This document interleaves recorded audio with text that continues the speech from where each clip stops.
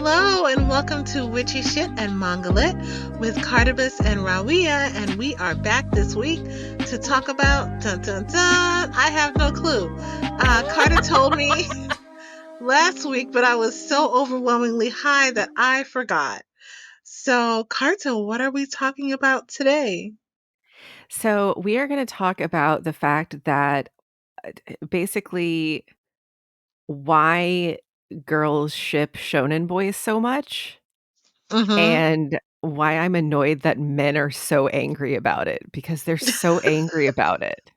They're so They're mad. so mad. So I want to talk about that.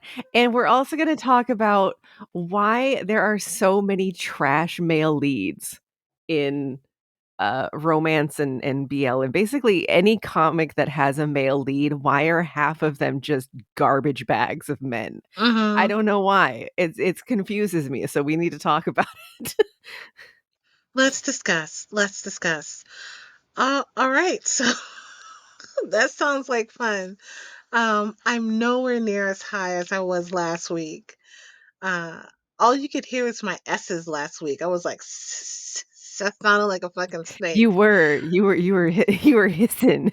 You were in the hiss mode. It was kind of nice though. It's very pleasant to listen to, I was like a white noise in the background. Just ah, oh, Rawia's over here. Yes, just this kiss the is. microphone. It's fine. I'm gonna try to hiss less um today, but I'm not sure. Maybe that's just the way that I talk now. So Carta, what have you been consuming this week?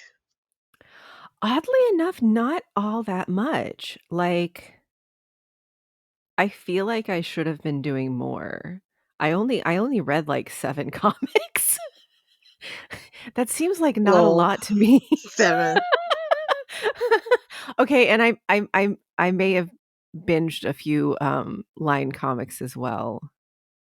Mostly Dick comics, though, if we're being honest. I wasn't feeling Of well course. for part of the week, so I needed my comfort dicks. My medical grade dicks to help me out. Mhm. Oh, also, I won this Yoshi at the amusement park. We went last weekend on Sunday to their Oh, their Christmas cute. fair, which was basically a ton of Christmas lights, and they have a guess my age or weight booth. And Mhm. I had him guess my weight, and he was off by like 60 pounds. And I'm like, wow, do I hide Wow. it that well? I must. It's because I'm tall. You're fine. Give me the damn Yoshi. But that was He's fun. cute. I'm trying to think what else we did. We didn't really watch much. We watched more Comey Can't Communicate and watched more of the Magical Index show.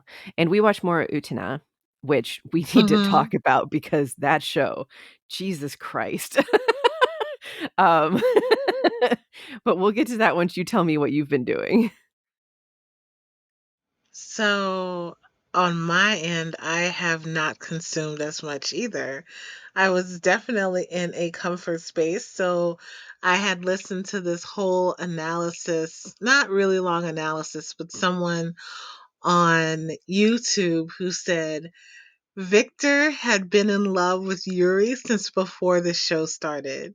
Like, the hints that you have in it are in one episode, and I think it is episode 9 or 10, where Yuri's like, they had just exchanged rings, and Yuri is like,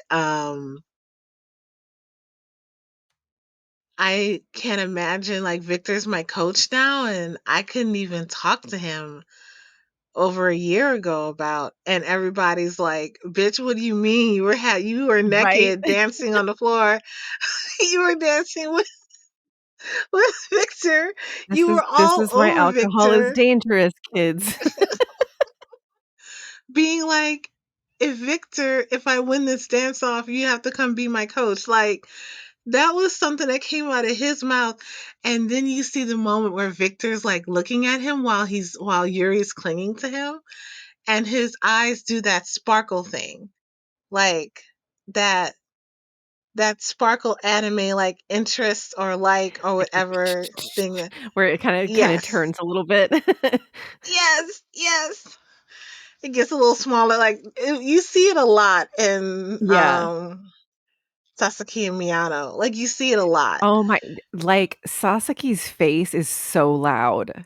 His face is just so fucking loud, like, even if they didn't So have the running commentary in his head going, "I wanna touch him so much," we could see it from the face. The face is just, we could like, definitely see it from the screaming. face. It is screaming about how much he likes Miyano every single episode. All the time. All the time. So yeah, I watched Yuri on Ice with the knowledge that Victor had a thing for Yuri from Jump. And then it feels like there's a moment where Victor's like, okay, like, I'm not, he doesn't feel this way consciously, so I'm just going to be concentrate on being his coach. And then they get, and then everything gets tangled together, like, like his favorite dish, the chicken, the fried chicken bowl, which I Yeah. want to have now. Because I've watched that show, the pork cutlet bowl, because I've watched that show so much to keep myself regulated, to keep my nervous system regulated. I want that bowl too. So it's basically been Yuri on Ice. I watched one episode of Buddy Daddies before I remembered. Oh, I think Carter and I were supposed to watch Yeah, that we'll together. watch it together, it's We'll fine. watch together. So I caught up also on Heaven's Official Blessings. So the new episode came out, was it as fire as you wanted it to be? I'm so happy for you. Oh my Oh my God. Came to heaven to get his boy. He was like, I'm going to get my man. I'm going to get my man. And the way he did it, the most flashy, outlandish way. Hua Chang is, oh, He I is the mo just, he's the absolute most, for sure. he's all like, Gaga. Like, I heard it finally because I'm watching it in the Mandarin. And he's like, Gaga, come Yeah. on, fuck them. Fuck them, fuck all of D them. wait, does Let's he not go. call him Guga in the English version? No. Oh, that makes me sad. I have to watch the Yeah. Mandarin version then, because I really wanna hear him say that, the "Guga" in, like, the really deep voice. Ugh, Hmm. my heart, I can't. So good. So I watched that. I also watched My Daughter Left the Nest and Returned Home, an S rank adventurer. I didn't watch the whole thing. I Oh, watched the I've heard first that four one is good. episodes. Again, you keep watching these seasons as they come out. Friend, leave some crumbs, please. You know I don't watch until they're out. You're just like, "Oh, that's shiny and new, I'll watch it." I even gave you a list to watch other things that aren't brand new, and you're like, "Mm, yeah, but that brand new I one's shiny." just ran across it and it looked so cute. I didn't know. I was like, oh, this looks cute. This looks cute. I'm gonna try this one. Um, Well, I go ahead also and want to start a try. Returner's Magicka special, because that one's really good. Okay, all right. I will start that I one. I say that, but I've only read the comics, so I don't know the actual how the anime is gonna go, but if it goes anything like the comic, it's gonna be excellent. Awesome.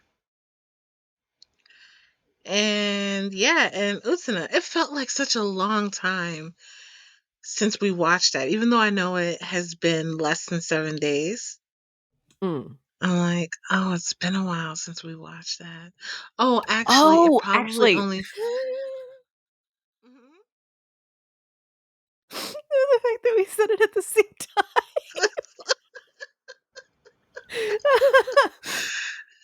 No, I just remembered last night I watched, The Boy and the Heron, the new Ghibli film. How was that? it was amazing, like, the artistry, the animation, the story, everything. It's a Ghibli movie, of course, it's fucking good. Um, but, like, when we were leaving the theater, my friends were like, "Oh, I feel like there was so much meaning in that and deepness," and I'm just looking at them like, "That's like that's like a 3 on the surreal scale," and they're like, "What?" And I'm like, "I because I'm watching Utena right now, and that one's like a 7 on the mindfuck scale." This one was like kitty stuff. It's like it's a clear allegory for grief and getting over, trying to have a perfect world and, like, accepting your life as it is now.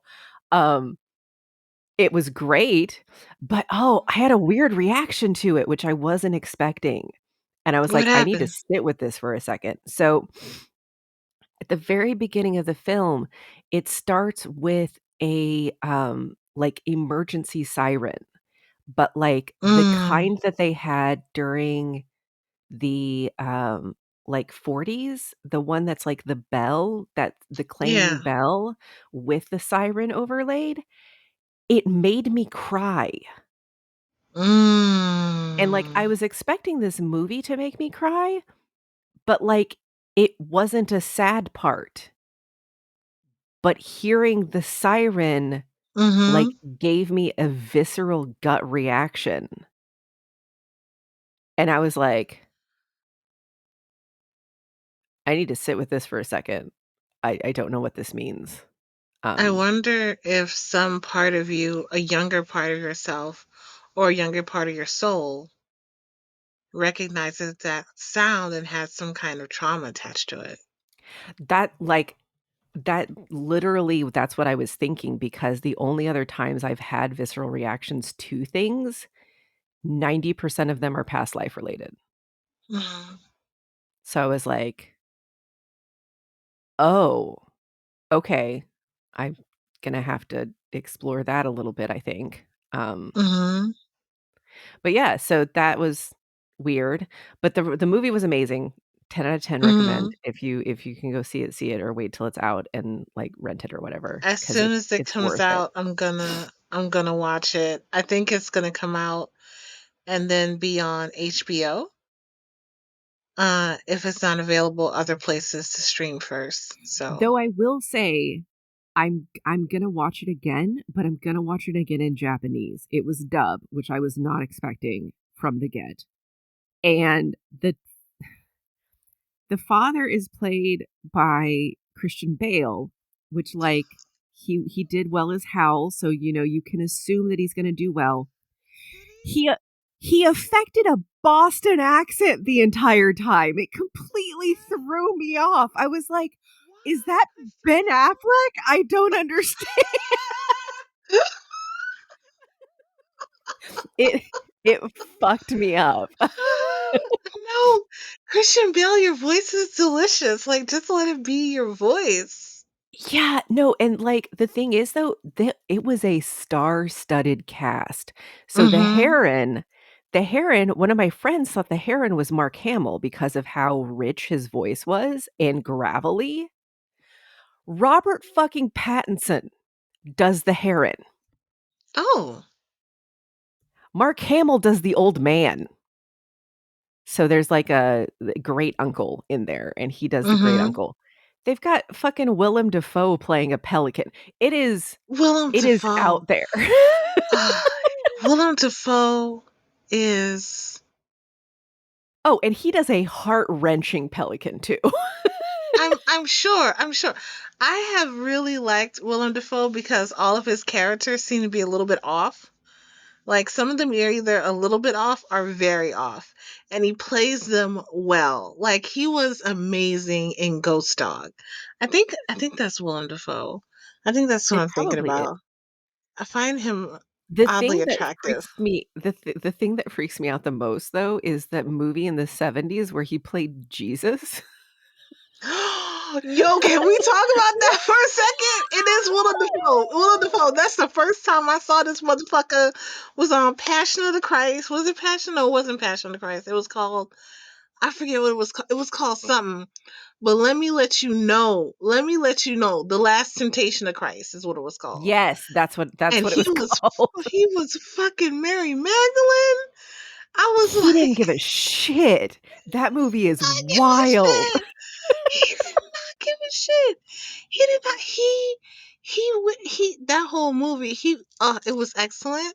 It was also one of the movies that shaped me as a human being, and helped shape my spiritual belief. Like, it's a core fucking, I have bad recall and bad memory, but it's a Mhm. core fucking memory for me, this movie. And I mean, if you saw it as a child, I saw it as a child, like, what were we, like, That was a 10? '70s movie, so it varied when you found it on TV randomly. Mm-hmm. Oh, it was on Bravo when Bravo used to play movies. Oh shit, when Bravo used to play movies. Oh no, it was on Independent Film Channel. I'm sorry. Oh, but it was so good. He was so fucking excellent in it. I need to see if he's the one that was also in Antichrist, because if he is the one that was in Antichrist, yeah, supposedly he has a huge dick.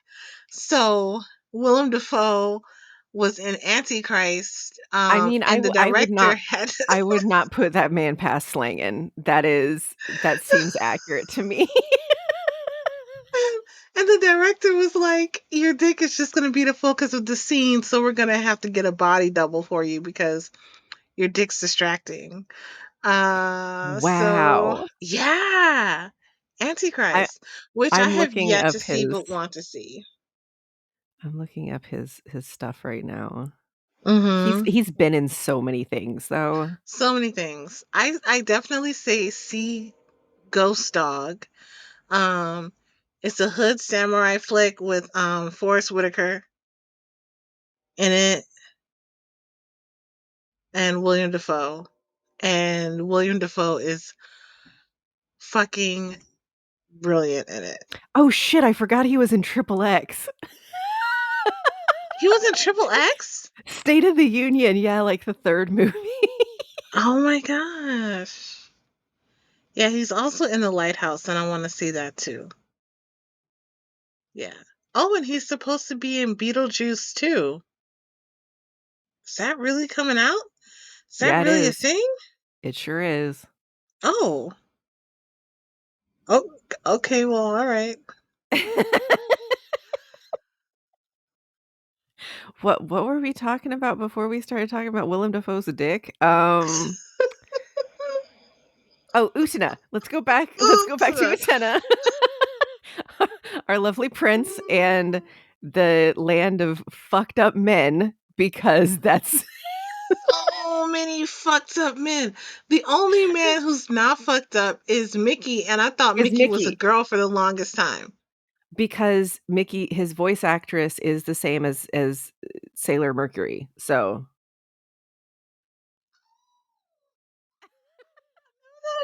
I'm sorry to squeal that loud, but I love Sailor Mercury. I love me some Sailor Mercury.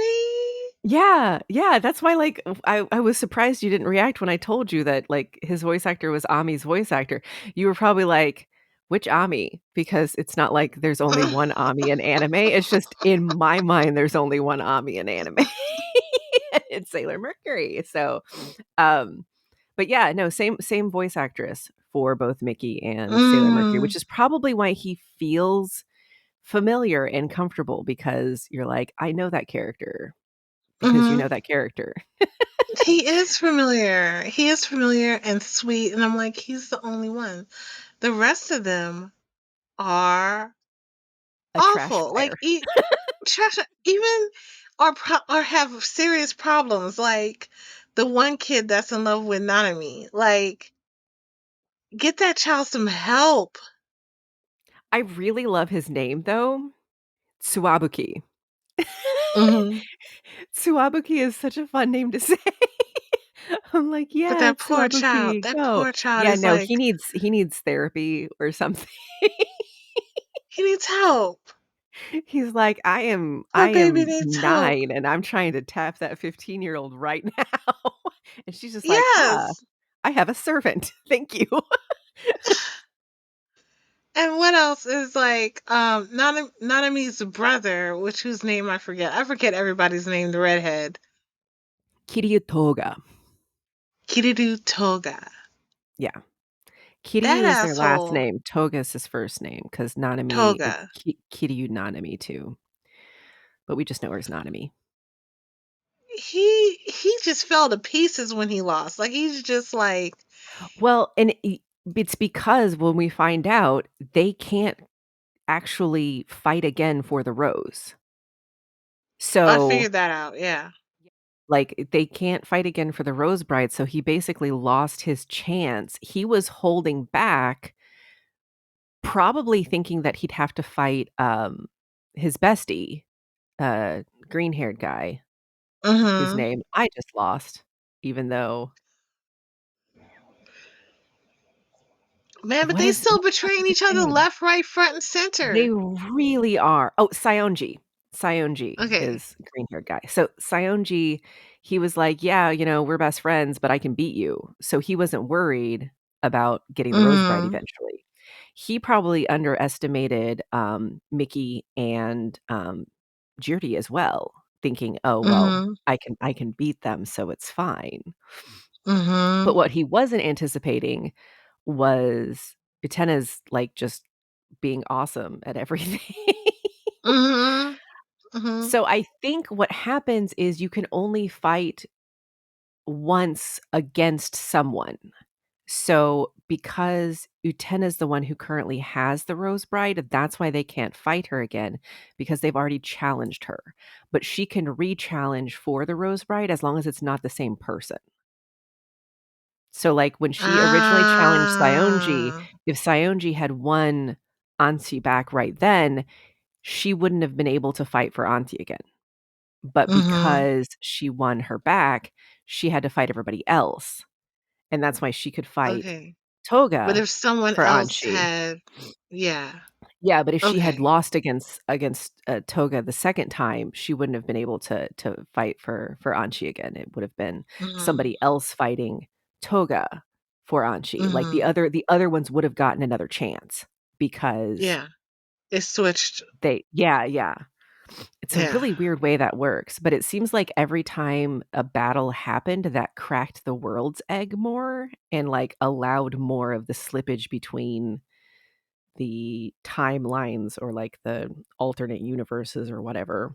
So now we've got male versions of Anshi and Utena doing shit and being just unhinged about it. Yeah. The male versions are like all the rest of the male men on the show, complete and utter basura. Mm. Like, I have, and also it's really obvious that they're together. More, it's So really obvious obvious. that they're Oh my god, the hand holding, like, the eye bro was contact.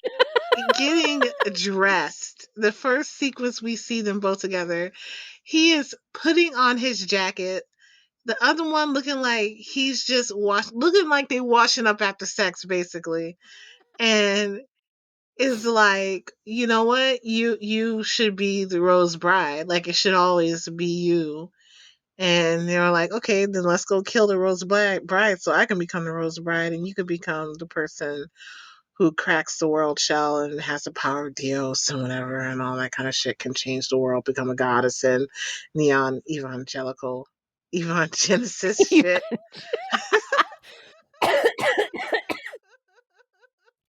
My god.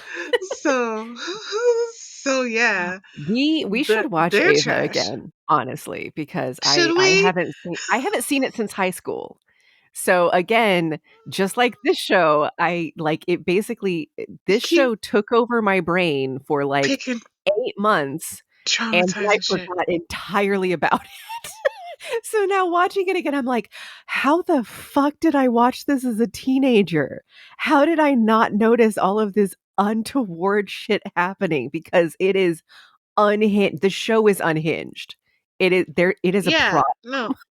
There's there's definitely some moments that I can remember in Neon Genesis where it was like, oh, that was totally inappropriate. But the one scene that I remember the most from that show is when Tenchi, is his name Tenchi? His name was Shinji? something. Shinji. Yeah, Shinji. Shinji. Who said Tenchi? Tenchi means heaven. Shinji, unit went berserk and Mhm. started like tearing into the angel, like The started angel? basically, yeah, Yeah. was eating Eating it. it? Was Yeah. eating it, yeah. And then he's screaming while this is happening because he has no control and he's feeling everything. And then it just automatically cuts to fly me to the Yeah. moon and let me play. That's some Jujutsu Kaisen shit right there. That's where Mappa got it from. They were like, "Let's do some Evangelion shit up in here and really fuck people up."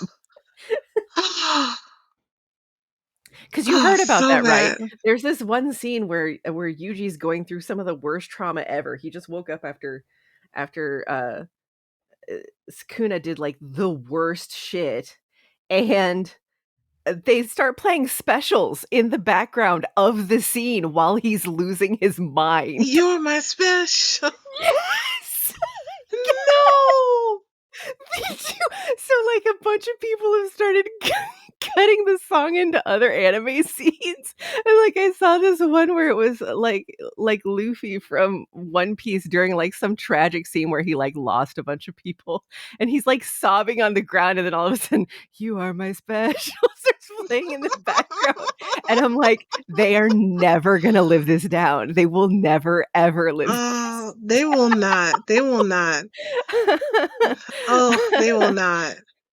Like, literally, he's on the ground sobbing after, like, vomiting because of how upset he is, and they start playing it in the ba it's not even the ending theme, it's the beginning song. It's the most That's unhinged shit some. ever. It's hilarious. That's some.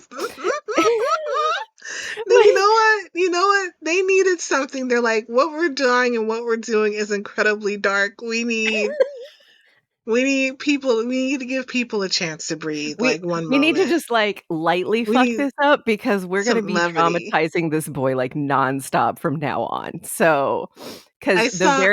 the very next episode was the last episode we talked about with it.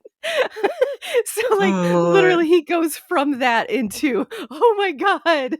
Yeah, poor Someone kid. said that what happens over the course of the show actually happens in only a few minutes. So like he's dealing with trauma after trauma after trauma. Literally, like, what you're watching in the show, what takes, like, it's 16 episodes is, like, maybe 3 hours time total Yeah. at the most.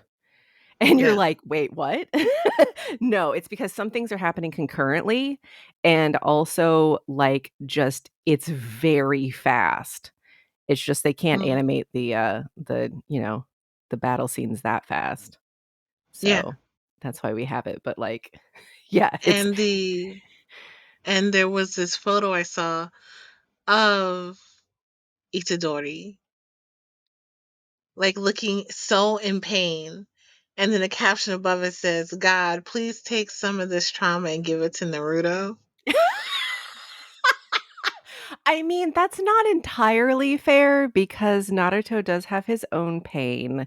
He dealt with his own, like, demon inside him destroying his Mm-hmm. village almost a couple times. Mm-hmm. So, like, he's Someone came under kind of that and got that. said, give this, what the fuck you mean, give this to Boruto?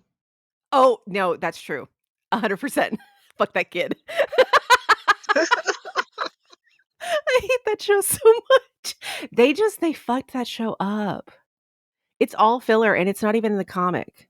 Like, 90% of the show, Boruto, is not in the comic. They just made Oh, shit up to make more episodes because they felt like it.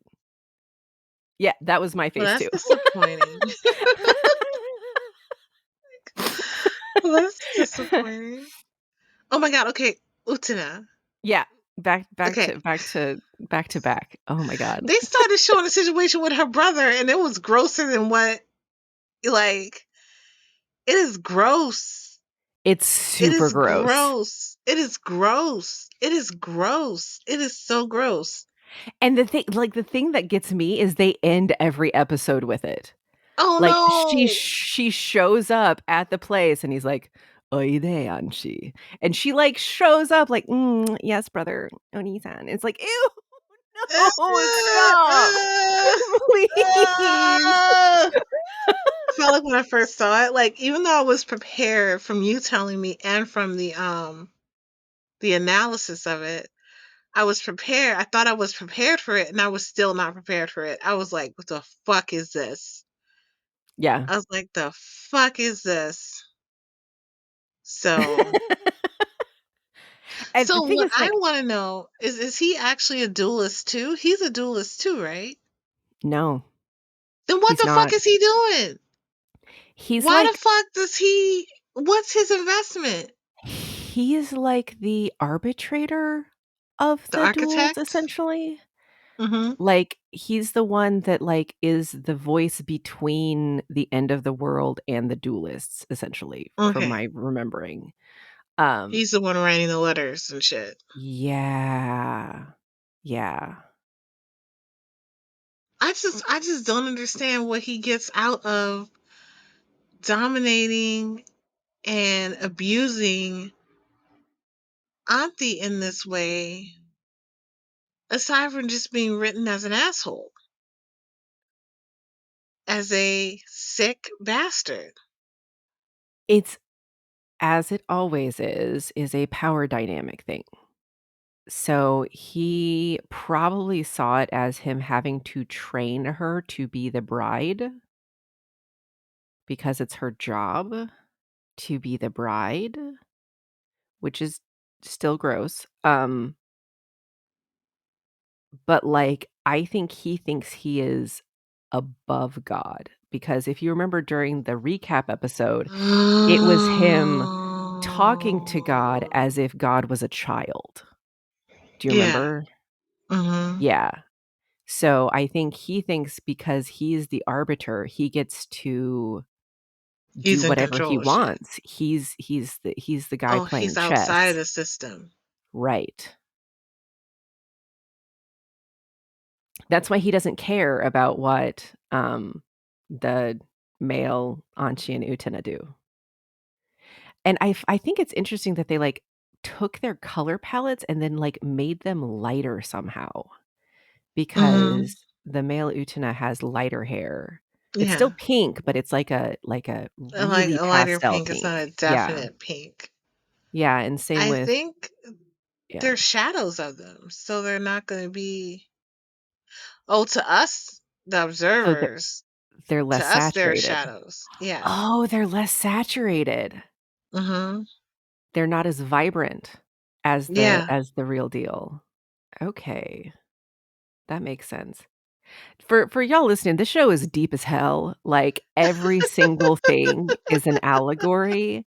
Like, there are layers of allegory on top of layers of allegory. Like, the fact that some of the old duelists died afterwards and that they're using their old rings and their bodies as fodder for this machine just to play with it, essentially, because they're basically the duelists that fought Utena before that can't fight her again are being having the swords within their hearts ripped out by husks and then used to fight with these husks that they know aren't strong enough.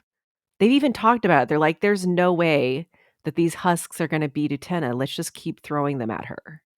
But why? Why if they No, know that it's not gonna work? they don't there was I don't know, I think that is a translation thing that happened. Like a bad translation that we got on the show because I really don't believe that they don't think this is gonna work. Or else I they think wouldn't they still be know. doing it. No, I think they know when they're doing it anyway. Like they're in a play and they have to fulfill their role. But that means those without will are using other people's will as swords. Yes, correct. Because if you look at it, all of the ones that they're using are ones who want something, but it's something that they can't have and they know they can't have it. Like, you can't tell me Tsuwabuki does not know 100% that he can never be with Nanami because of their age gap.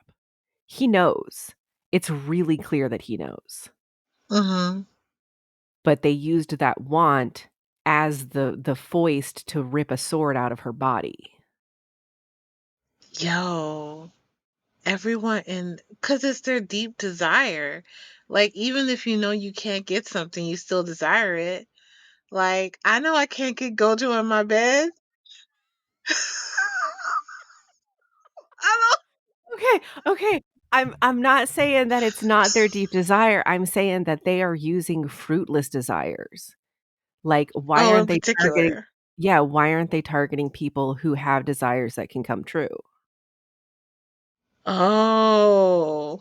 Right? I No, think this that's is like part of it. reverse Sailor Moon. Oh my god, it is. Mhm. That director's fucking awesome. So, I was looking up more about the manga because 'cause I'm like, "Well, I wanna read the manga to get more of the flavor," and apparently the manga is not as flavorful at all. Mm. They're like, the art is really pretty, but, like, the deep storytelling that you get from the anime is just not there. And I'm like, "I'm Mm. still gonna read it, but" because I wanna draw it. I'm j I'm just Hmm. but, um but, like, I the found apparently, it like, all the allegory and stuff isn't listed in the manga as the same. I find the regression thing to be intense. Like when they were regressing, they had their feelings and then their feelings regressed and regressed and regressed to a point of like where to a point where they became frenzied. The whole elevator shaft. Yes, with the butterfly going back into a leaf. Mhm. From, like, butterfly, cocoon, caterpillar, leaf, they had to get to the root, the very base level of what that desire was. I think they were maybe unlocking the id in those people because So, once they have the desire at the surface level, they had to, like, basically make that desire the only thing that was part of that person mhm. for them to be sharp enough to rip the sword out of their object of desire, essentially. Yeah, they had to really know themselves. Like they had Mhm. to distill it down to one clear goal, one clear desire. And you're right, block everything else out except for like make it their whole state of sense of being. Oh, What wait, just happened? they skipped someone. So the one who started it, the one at the beginning, the girlfriend to her brother, who was the Mhm. first one to sword fight Utena with the black rose, Yeah. she didn't pull a sword out of Saionji, did she? Saionji still has his heart sword. Is he gonna show back up and have somebody else try to use him later? She was the He's only gone. one who didn't have a source for her sword. I don't know. I don't know if they even thought about that. We don't know if they made that decision. Like, oh, this is what we're gonna have happen. These are where the swords are gonna come from. Or he might come back up later. Like, that's the one with the green hair, right? Yeah. Yeah, because he's gone. He's Yeah, gone. he got expelled. So that Yeah, he means might come time back. exists for him again. That's true. Yeah. Oh my god, the time loop part. Like, this show is so surreal. Like, I love it so much. I'm, like, obsessed now. And, oh, it's so good. I wanna cry.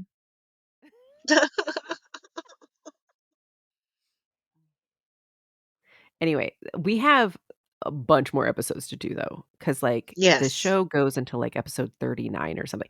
We're gonna have Mhm. to pause and watch Jujutsu Kaisen in between watching Utena, basically. because, we're doing that on the Thursday and Friday, so we'll be watching Utena around we are gonna have so much to talk about that Saturday. We're gonna have so much to talk about that Saturday. It's gonna be wild. But actually, we might have more time or an extra week because wait, no, we don't. We It's don't. December 8th. Yeah, I was gonna say, and Christmas week, I can't do anything because 'cause I'm gonna be at my parents' house, so Mhm. that's just gonna be me watching movies with them and drawing. That's what that week's gonna be, which is gonna be Okay. nice, but I'm probably gonna have a sore hand by the end of it because I'm gonna be drawing too much. Because Pace yourself. I have no sense of self-preservation, we've talked about I this. know. I'll ping you. Be like, "Are you taking a break? You should take a break." I'll "Are you ping you. drinking water? Did you eat food today?" Yeah. Mhm. Yeah. Yeah, I'll ping you. That's all right. Okay. So yeah, Utana is Utana is teaching things about the universe without directly teaching it. Yeah, so you mentioned the whole thing. Did you see any more of the allegory in regards to fairy that you could talk about? Teaching about the order of the universe without teaching about it. It's more of I have to show you instead of Oh. teach you. The bending of things, like never giving up your will, and how someone can use your own will against you. Um, how if you don't confront the shadow and dark sides of yourself, someone else can use that against you. Just like the taking of the swords, which is why I'm like, oh, it's their will. Um, that the world egg needs to be broken. That whole Are you shit, serious? I shit you not, man. Wow. I Oh, shit you also, not. I got a quote I got a quote But from it's the Danny shell that of the he self. It's not the shell of like that's it's a the shell of the allegory self. too, though. It's like Yeah. whose self is gonna remake this world right now? Mhm. That's what they're fighting for. Ugh, Mhm. I love that so much. And that you have to die for the revolution within yourself.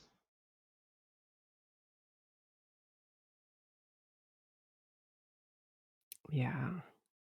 I'm just looking up Oh, something really I quick. feel like there's more in there too. I feel like there's more in there.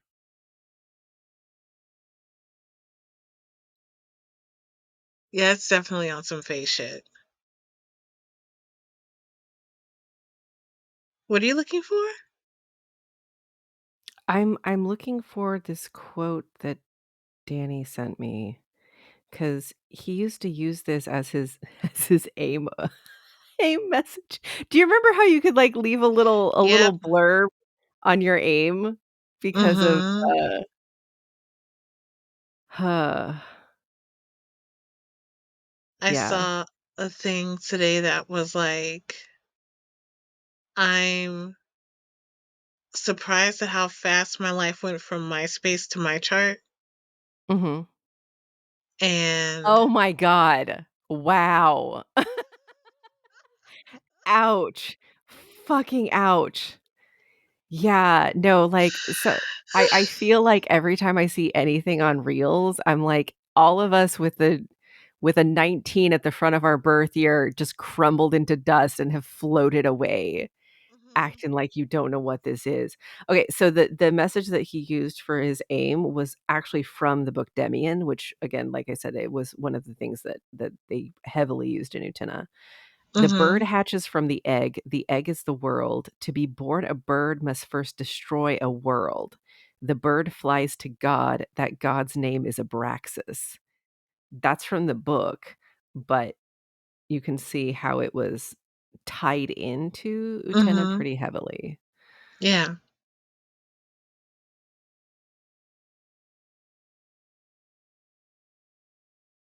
Yeah. Wow. It all makes sense. It does. It makes sense. It may be surreal, But that's because it's not speaking to the conscious self. It's not speaking to the flesh bag at all. Mm. It's really speaking directly to the source of you. Yeah, And if you allow that source of you to like observe it consciously, that core of you to observe it consciously, those regressed parts of you to explore it consciously and listen to it consciously, I think it's easy. I think yeah. it's like, of course, this all makes complete sense. So yeah, so I'm interested to continue to watch it. Also, I can't wait to watch Jujutsu Kaisen from the beginning again because that's the only levity we're gonna get, obviously. And I kind of love seeing those kiddos again. I want to see Toji. I want to see the brothers fight. Oh Well, my not god. Toji. Hang Togo, on. not Togo. Toto. What is his name? Toto Toto. To Toto just showed up this last episode, and Mappa did the treatment on him. Like, he is a brick fucking house. Like, he was big before, he is gigantic now, okay? Like, I think he ends up losing his shirt at one point, and it's just abs. Just fucking abs for days, and I'm like, "What the fuck? This is like a 17, 18-year-old. What are you doing?" Oh Well, my I god. mean, His they did face is a it. brick They too. did it. They did it. I mean, Tokyo Revengers is full of that. Tokyo Revengers is nothing but Okay, you're fair. 12 though. And I love it. We're gonna call it the Mappa treatment from now on. Mhm. Like that's They just went fucking ham on these designs this season because, like, I mean, I thought they know I who's wasn't watching. they They they know. know we're spending this money. They know that. They know what kind of money we have. They're like, "Hmm, we are hitting that 19 to 50-year-old femme population at this point, and we Mm-hmm. know they got money, and we know they like Mm-hmm. spending it on books and merchandise, They're so" an untapped resource.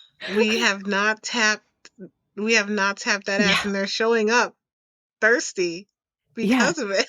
Like, I was reading an article or something about how, like, the anime industry is heavily influenced by how much merchandise they can sell, and so that's how they're determining, like, which shows they're gonna do is, like, which are gonna be selling the most manga and the most toys and the most figures and the most, you know shirts and stuff like that. Mm. And so, like, that's why they're not making as much of the shoujo that we love is because those aren't gonna sell as much merch, though How they're they just not know? making the merch. Make the merch, we'll Yes. fucking buy it.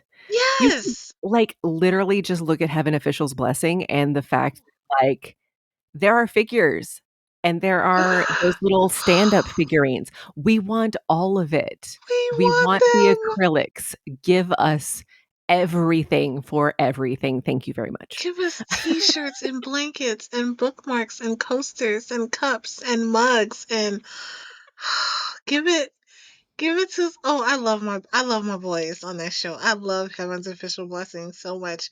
As much as I bitched about that first episode that you made me watch.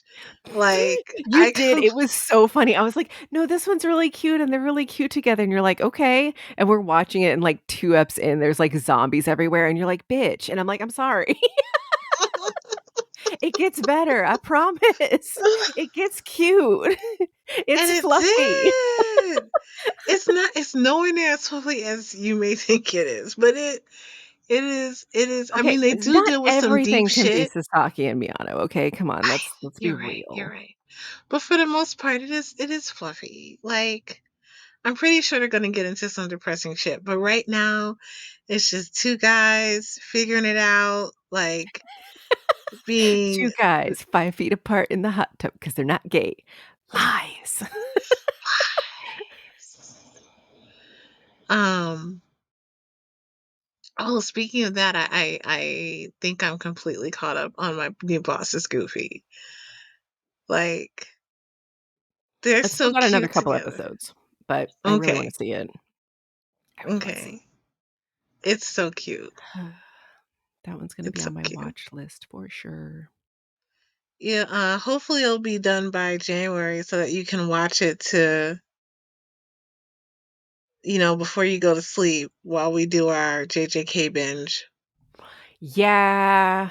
Oh, it will. It'll totally be done by January. That's when all of this season's anime is done, so there's, like, I wanna say 7 shows that I'm gonna have to binge because I'm waiting on them right now. No, Mhm. wait, 9. A full 9. Jesus Christ.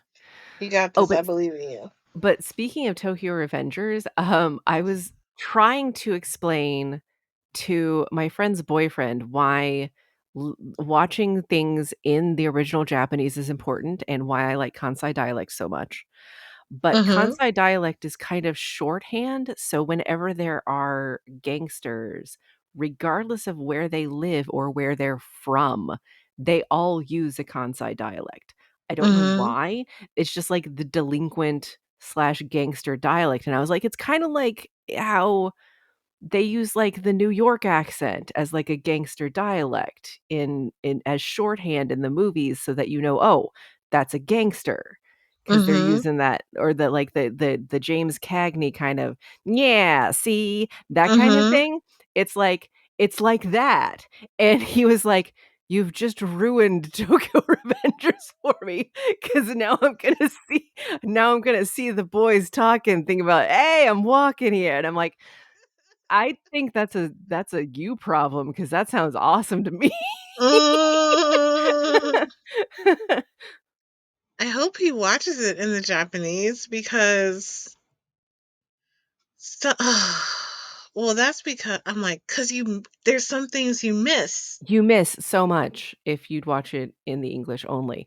Like, even with Yeah. Sasaki and Miyano, yeah, I'm watching it in English, binging it repeatedly because I love Sasaki's voice actor, but, like, I watched it in Japanese first, so, like, I know what they're saying, and I know that they're not too far off with the English, but, like, Mhm. there are a lot of nuances you lose, especially in shounen, that, like, you gotta watch the Japanese first, you just really do, Mhm. Mhm.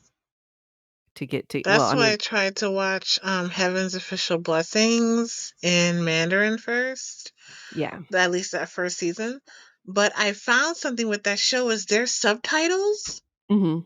are faster than Yeah. regular. Like, their subtitles be like, "Flash, gone," and they're still talking. It's like, "Bitch, slow down who's doing the subtitles for You know this?" what? I bet it's because it was on Netflix first, and Netflix fucks subtitles up. I don't Mm. know why it does, but it does. Like, Well, the 2nd season is the same. is it? Maybe Mhm. it's I was gonna say Who's ever maybe it's the subbing it Mandarin one. needs to be slapped. I've had to go back. I've had to go back and be like and look directly at the bottom and be like, "What the fuck is going on?" But also the show's so beautiful that I get caught You up in keep how getting it looks or distracted. go, Yeah, that's "Oh, happened to me a couple times. Like, so I don't good. have The an art is issue with so the good." speed of the subtitles when I was watching it, but I did have issue with continuously getting distracted by the beautiful everything. Mhm. 'Cause the design is awesome. For me, it was a little hard getting used to the Mandarin voice actors because their tonation doesn't modulate as much as in Japanese. Mhm. So, because it was a bit more monotone, I had trouble fully engaging with the fact that they were voicing the characters. Because there's Mhm. just slightly less characterization, and that's it I'm not saying that it's bad, it's definitely it's not specific to Heaven Official's Blessing. This is basically any show that you're gonna watch that's in Mandarin, because Mhm. I think part of it is because their animation industry is newer. So, like, in Japan, their voice actors they've got fucking schools of voice I actors. don't I don't know, 'cause I think I think it may also be a cultural. It may be, Like, yeah, I think because it may like, the be a pacing of cultural the thing. show is also weird, and I know for sure that that's a cultural thing because, like, if you watch Chinese movies, they are also paced vastly differently than what we're used to in the West. Mhm. So, I mean, the Japanese movies are paced differently too, and our Korean movies, but, like, because I've watched enough of both of those, I Yeah. catch up to the pacing faster. Maybe I just need to consume a hell of a lot more Chinese media, Yes, and that's what that'll I'm saying. 'Cause I like 'cause I spent this, oh god, the summer I was really sick, the well, last year I was really sick, and I started watching this one, and I kept starting over from the beginning because I couldn't get it all, and I'm gonna watch the whole series. I just get so mad at the male lead character who's on some fuck shit. I call him Emperor Fuckboy. But Ryu's Royal Love in the Palace, like, that shit was hella intense, but the way the acting was very demure, if that makes sense. Like, there's a few Mhm. times when people It's were it's like, understated. "Ah," but it's understated, and I've seen a Yeah. few more shows where it is understated, and I kind of feel the same way about Heaven's Official's Blessings. Mhm. It's understated, but once you get used to the tonation, you can totally pull out, when something's being stressed or when something's like breathy or when something. So I say, yeah, expose yourself to it and see how it feels out because I think it's a cultural thing. Mm. I can see that being a thing with it. Um, but speaking of Emperor Fuckboy and the trash men of Utena, what the hell is up with all of these male leads being just absolute garbage bags? They're male leads written by men in a patriarchal system that doesn't value the female gaze or give any space No, for a like man to be anything 90% other than toxic. Yeah, 90% of these are written by women, though. wait, what? I'm talking about in romances. Oh, in There romances. I are thought you just there are meant in anime. so I went many out. toxic male leads. Because like, Same male thing. lead is specifically the male romantic interest. Look at the demographic of who's writing these books. Are they Okay. straight? Oh, fuck yeah, most of them are. And this is a Never mind, whole mystery solved. We can move on to the next topic. This segment is actually called "Straight Women Are Not Okay."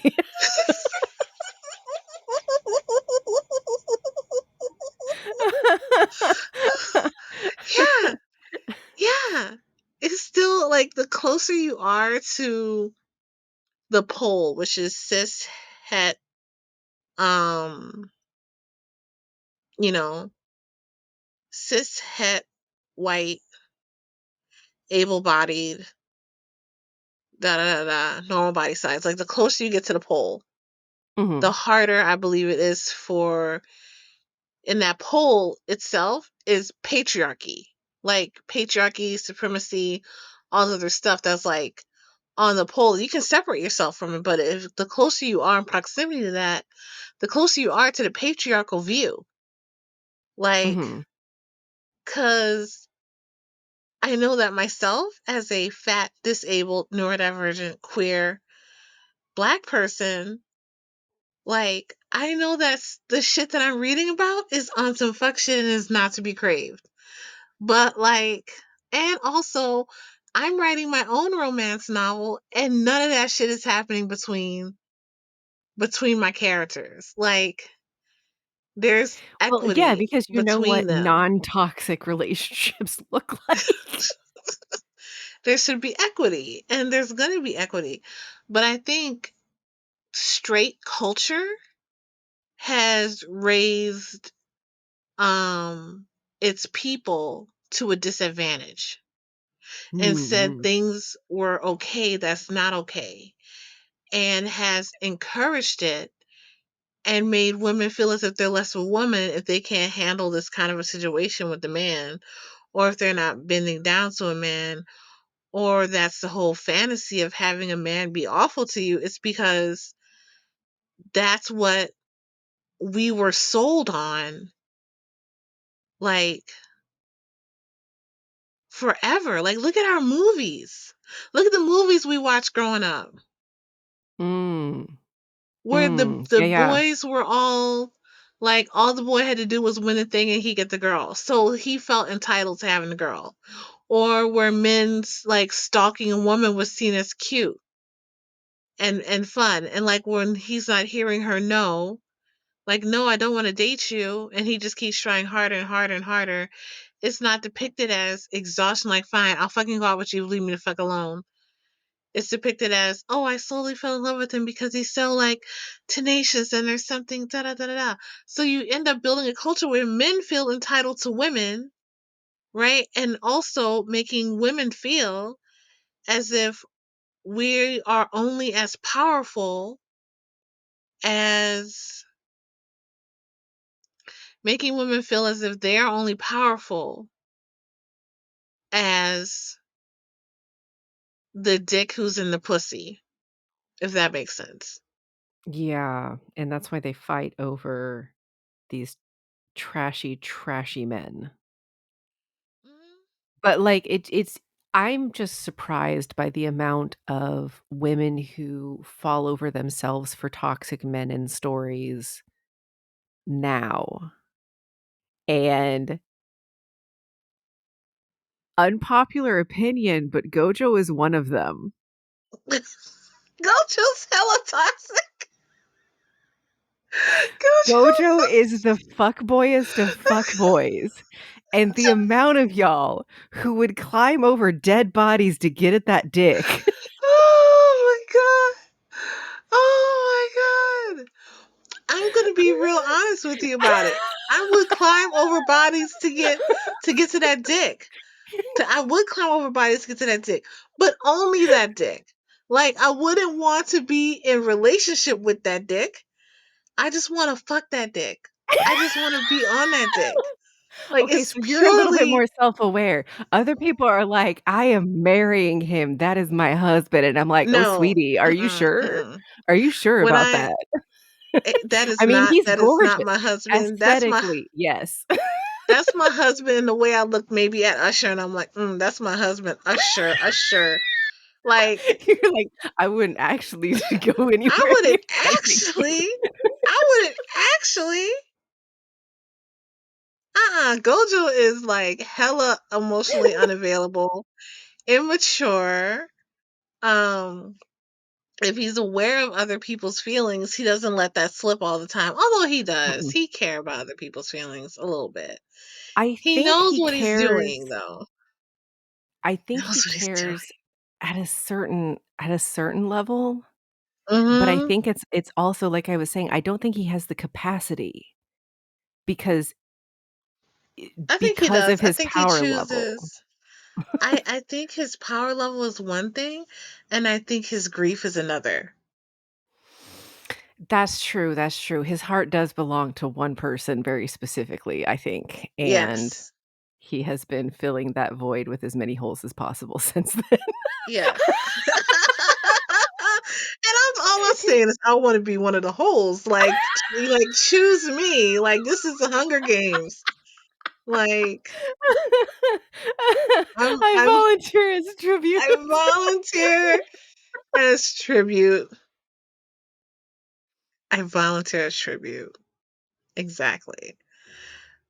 But no, I'm when I start reading a romance and if the guy is too much of a trash hole, I can't read it anymore. Like, I used to be able to, but now I read it and I'm like, that's a lack of consent issue.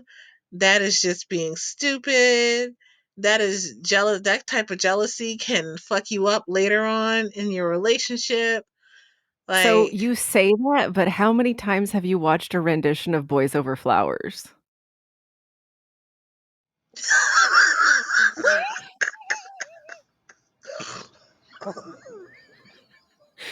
There is no excuse for Domyoji.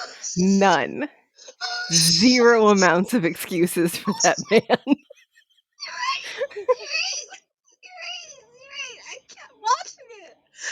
I kept watching it.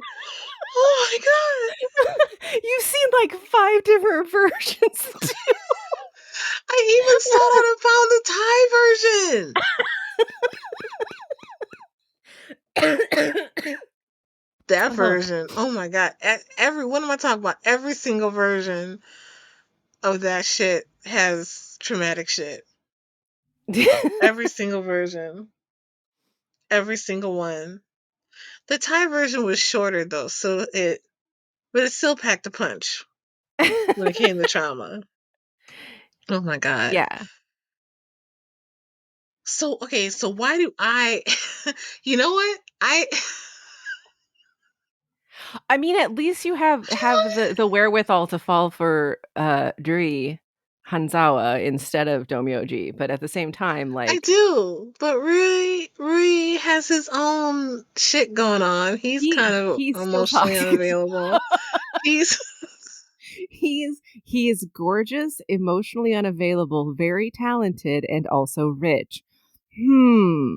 mhm, That sounds like mhm. somebody else I know with some blue eyes that glow in the dark.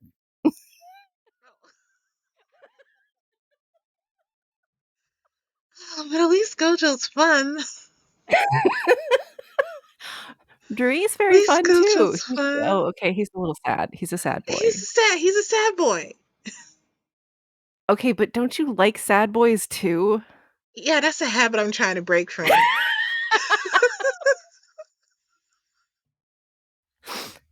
I will say it's very nice on the other side when you're only attracted to the greenest of flags. So Mm, one I, day. uh Oh I God.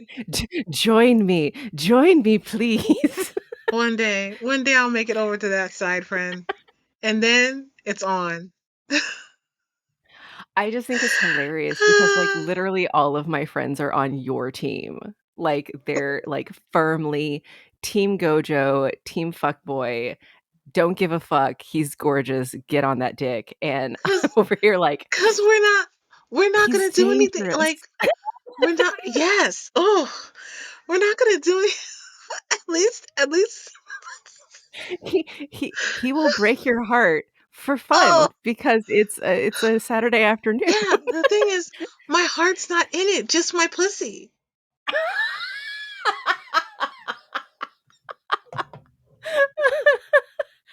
His Fair, dick ain't fair. gonna reach my heart. Just my I don't pussy. know. I don't know, Jojo. He You're might be short. swinging that He William might. Dafoe. You're short. He might get there. That's all I'm saying. Oh my god, my face hurts. Oh, oh my god. If I were to say why I'm into these toxic ass men, why is my fantasy toxic ass men, or at least this whole situation where I just get used and satisfied and then left alone? And I will be clear, I only feel that way because I think these people could be satisfying in an instant, not Mm-mm. not in a forever kind of way at all. And also, I'm like, I guess I've entered into this place where I'm like, I don't like, I just want to fuck. Like, it's literally, I just want to fuck. And I want to be fucked by someone fun. And would I choose that for my real life? No. So why would, well, I was like, do we need a list? Do we need a checkbox of the things that you have done and forgotten currently, but need to remember so that you do not do them again?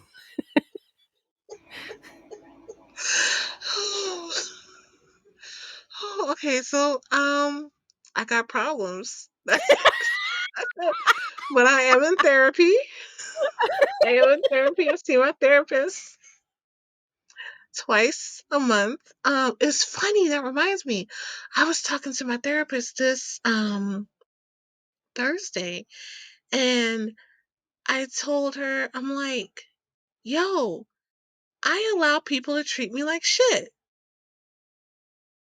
I've allowed people to treat me like shit. I have people in my life that don't treat me like shit. But when somebody treats me like shit, like sometimes I equate that, like I'm like, oh, they were being cute, or oh, they love me, they're just saying this, da da da. And I'm like, I allow people to treat me like shit because of that was what love was from my mother. So yeah, so why am I attracted to Gojo? I blame my mom. Some of us weren't hugged enough as a child, and I'm one of them. Oh my god. Yeah, like half of the people definitely have daddy issues or mommy issues. For sure, for sure. I get it. I get it. I get it. Um, Yeah. the thing that gets me though is like there's some stories where the toxic male lead doesn't bother me if he's not super toxic to the partner.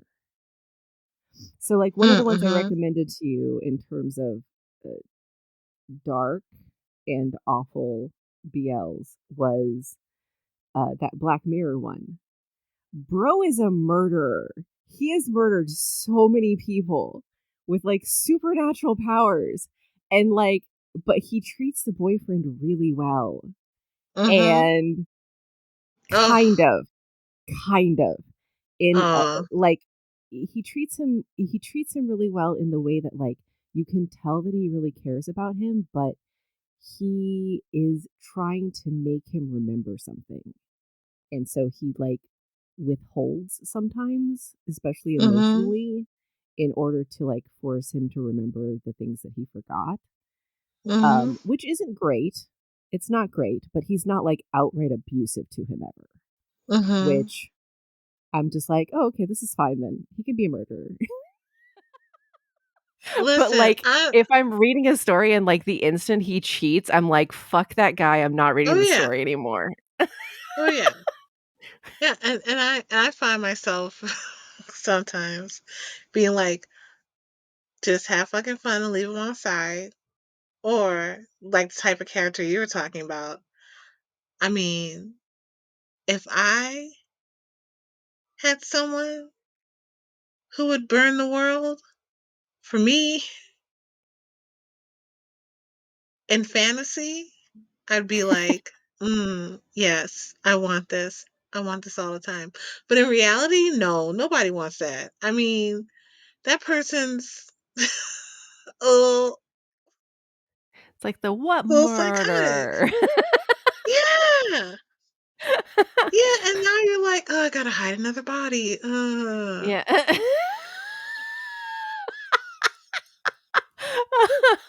I'll burn the Oh world for my you, and now I'm god. left with all these ashes, and I already got like allergies, bitch. What? My lungs. You know, nobody wants that And, like, in reality.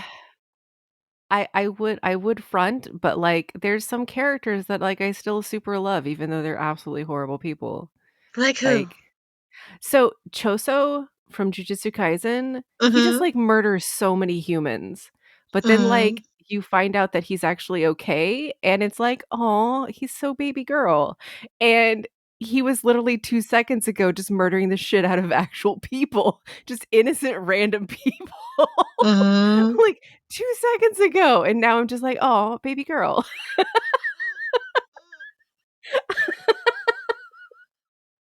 Mm-mm. It's a problem. Yo, I just finished watching last week. I watched what is it called? I watched My Little Monster, and they were two walking red flags, both of them. So if you want to watch something where the male lead is a walking red flag and the female lead is a walking red flag, I highly recommend My Little Monster. It was a fucking mess. But it was fun. It was fun. Oh, it was cute. It was cute. You're watching it like, ew, this is cute, this is fun. But as an adult, you're looking at it like, this is a train wreck Wait, is that the one waiting where to she's, like, happen. secretly a gangster? No, no, no. And She's not a he gangster. Oh, okay. There's one where the main character, he finds, like this girl that he kind of likes, and she's like a nerd and like completely um quiet at school, and he's like, "You're super nerdy," but then like after school she like runs a gang. No, that sounds fun though. Yeah, I need to find that one because that one's pretty fun. Let me know I'll when f you find it what it is. I'll figure out what that one's name is. But Cool. yeah, so I think maybe Yeah. that's it. Maybe we're just like attracted in some ways to the dark that is not Some of real or us touchable. some of us have a prey drive. Like some of us want to be prey. And I don't think that's anything bad necessarily. I think as long as it doesn't like actually manifest in our lives. And I also think that there's some deep reason somewhere that we're missing. I mean, I know mine is like my mom, but there has to be some kind of explanation for why so many like femmes go for trash ass masks, ones that are attracted to mask people.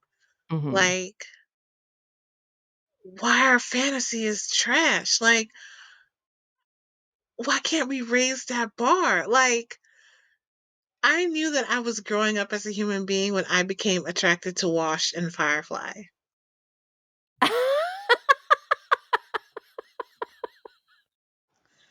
Okay, I explain. because he was a good guy, solid, a great husband, totally adored his wife. Um, he wasn't the most muscle bound. He wasn't the coolest. He wasn't the one with the gun. He wasn't the one with the super high intelligence. He was like an everyday guy. He was a very sweet, everyday guy who loved his wife, did his job, and came home and knew how to have fun and crack a joke. Like a serious sweetie. And so I felt like, look at all these, for lack of a better word that I didn't have then, green flags. Look Mm, at all mhm, these mhm. green flags about this person. And oh, I can that's one of the type of things I should look for a person in my life for. Like not someone who's gonna like, oh my God. What? We're groomed. But that grooming started like this is part of our intergenerational trauma as femmes. We've been Yeah. groomed from even from when from even and some of us even from when we were taught, oh my God, like look at it like God's love. Look, God's an asshole. Like That no, that, like, reminds me so, like, my mom reads a lot. She just reads a lot of romance novels and stuff like that, and when I came to her to talk about my current husband, um, and how he, like, treats me well, she mhm. legit was like, "Why couldn't you find a rich guy?" And my response is like, "I don't want a rich guy. I can make the money. I need someone to take care of me because that's what I need, and I understand my Mhm. needs." You know what I mean? I don't need somebody who's rich. I can make money.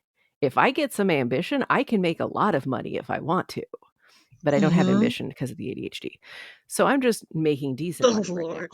now. Like, "Oh, man, if I get ambition, watch out, fuckers. Oh my God. Y'all are You all with toast." ambition, me with confidence. Oh. We would take over the goddamn world, and no one could stop us. 0% of Mhm. people could stop us. Mhm. Um, and I'm like, I'm not looking for somebody to take care of me financially. I'm looking for somebody to make sure I eat and sleep and don't die. I am a houseplant.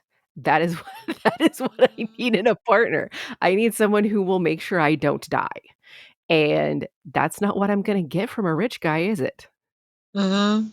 No, it's not. Mhm. Mhm.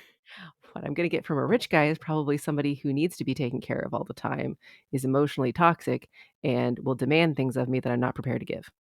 So, Mhm. Yeah, that's real. I was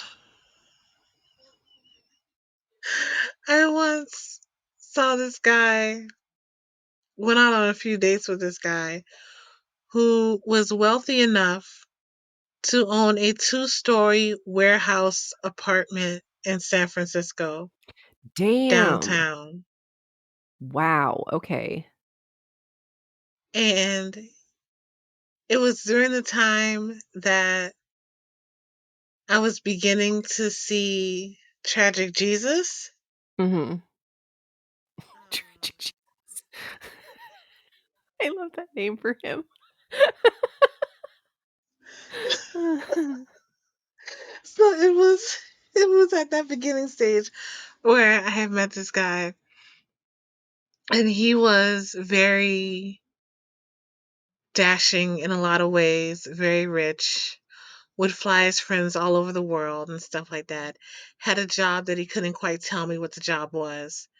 And yeah, one of those situations. Had sculptures in his house. And when I say sculptures, I don't mean like a small little sculpture. I mean taller and bigger than me. And he probably Like, had a and foyer. oh yeah, he had a foyer. He had a foyer. He had a fucking foyer. And he had this art on his walls upstairs that was like these really ornate Japanese monster fucking posters. They were hand done. Whoa, They were that's hand done. awesome. They were fucking gorgeous. Like, and he said, "Here's what I want from you. I want you to be here when I get back from trips. I want when I'm here, I want my suits all to be taken to the launders and for you to clean them.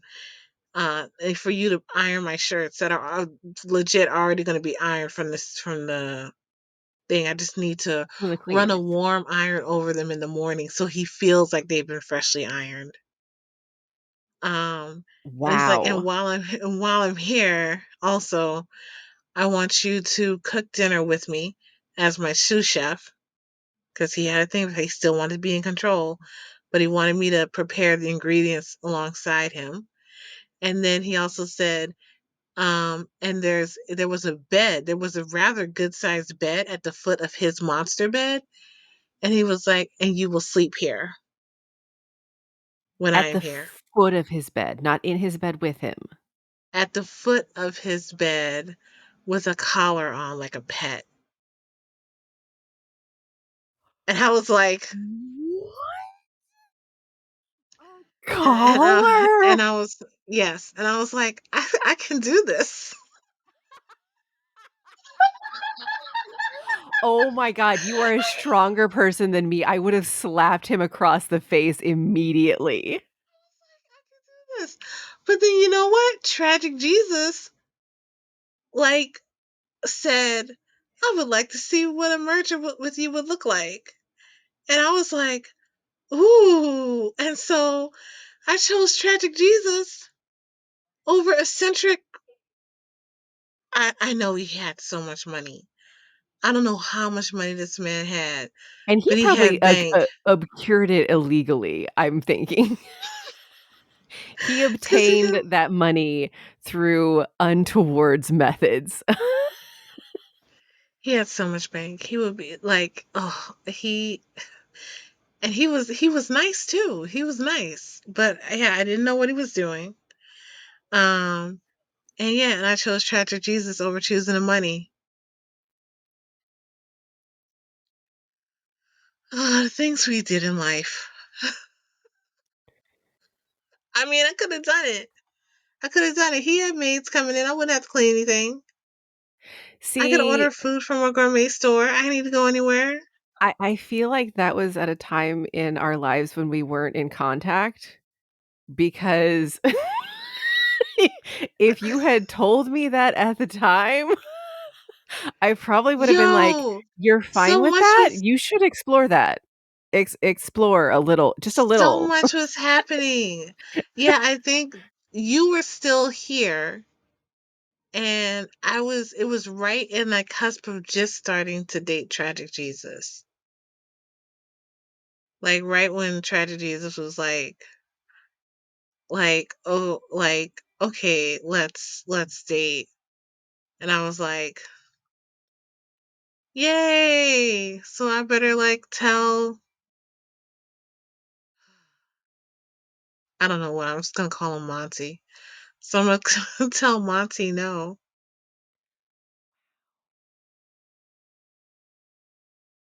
What an adventure that story would be, though. Right? Honestly, just having it as an option is an adventure and it's like, you win on an adventure in my mind. Oh, I need to send you these stickers too. I'm finding all these things I need to send you. Stickers. You're gonna have another package. Yeah. You're getting 2 packages on Wednesday, though. Oh my god. So and they are packed to the gills. I'm so Both of them excited. are, like, overflowing. Like, when you open it, shit is going to fall off Oh, immediately, just like an avalanche of goods. ugh, I can't wait. I can't wait. So yeah, I'm so excited about it. Like I could, no words are coming. I'm so excited. I can't wait. Should I? Do you want me to wait to open them, or can I open them when they arrive? Do you want me to wait? That is up to you. If you wanna wait until that night when we're hanging out, you can do Okay. that. You don't have to wait for the podcast if you don't want to, because Okay. I know Cool. you're gonna wanna open it immediately, especially the long box because it is thick. It is heavy and thick, and you're gonna be like, "I wanna know what's in this slab," and I'm not gonna Okay. judge you for Okay. wanting to know what's in the slab. Okay. Cool. Cool. Cool. Cool. Um. Yeah. So yeah, there's some kind of intergenerational trauma shit going on with wanting men to, or wanting men or entertaining men who, you know, act and behave a certain kind of way. It's all patriarchy. Yeah. It's all patriarchy and grooming from a young age. What's funny is, like, when I got away from my ex, my mom literally asked me, like, why I let him treat me like that. She's like, "I didn't raise you like that." And I was like, Oh, "Were you there?" Were oh my were gosh. were you there? Are you sure? I want to say that's a terrible thing to say. Um, and I'm sorry that was said to you in that moment because that's a terrible thing to say. That kind of shifts the focus from, it kind of makes, that leaves me with the taste of you had complete agency over the situation, Yeah, which you didn't. right. Yeah. So, And it just reminded me because like, my mom was not, like I'm not gonna say that she was terrible because she wasn't. But I think she is unaware of a lot of her actions as my mom when she was my mom, essentially. I think mhm, she forgot a lot of how she acted with me, especially as a young person and a teenager, because a lot of the things mhm. she told me are why I feel like I'm a burden all the time, Yeah, are I get it. why I think I'm too much, are why I don't want people to be angry around me because they're going to start throwing things. That wasn't only my ex who did that. Mhm. We need a name for my ex too. I was thinking We maybe D do. like, Demon Steve or something because that was his middle name.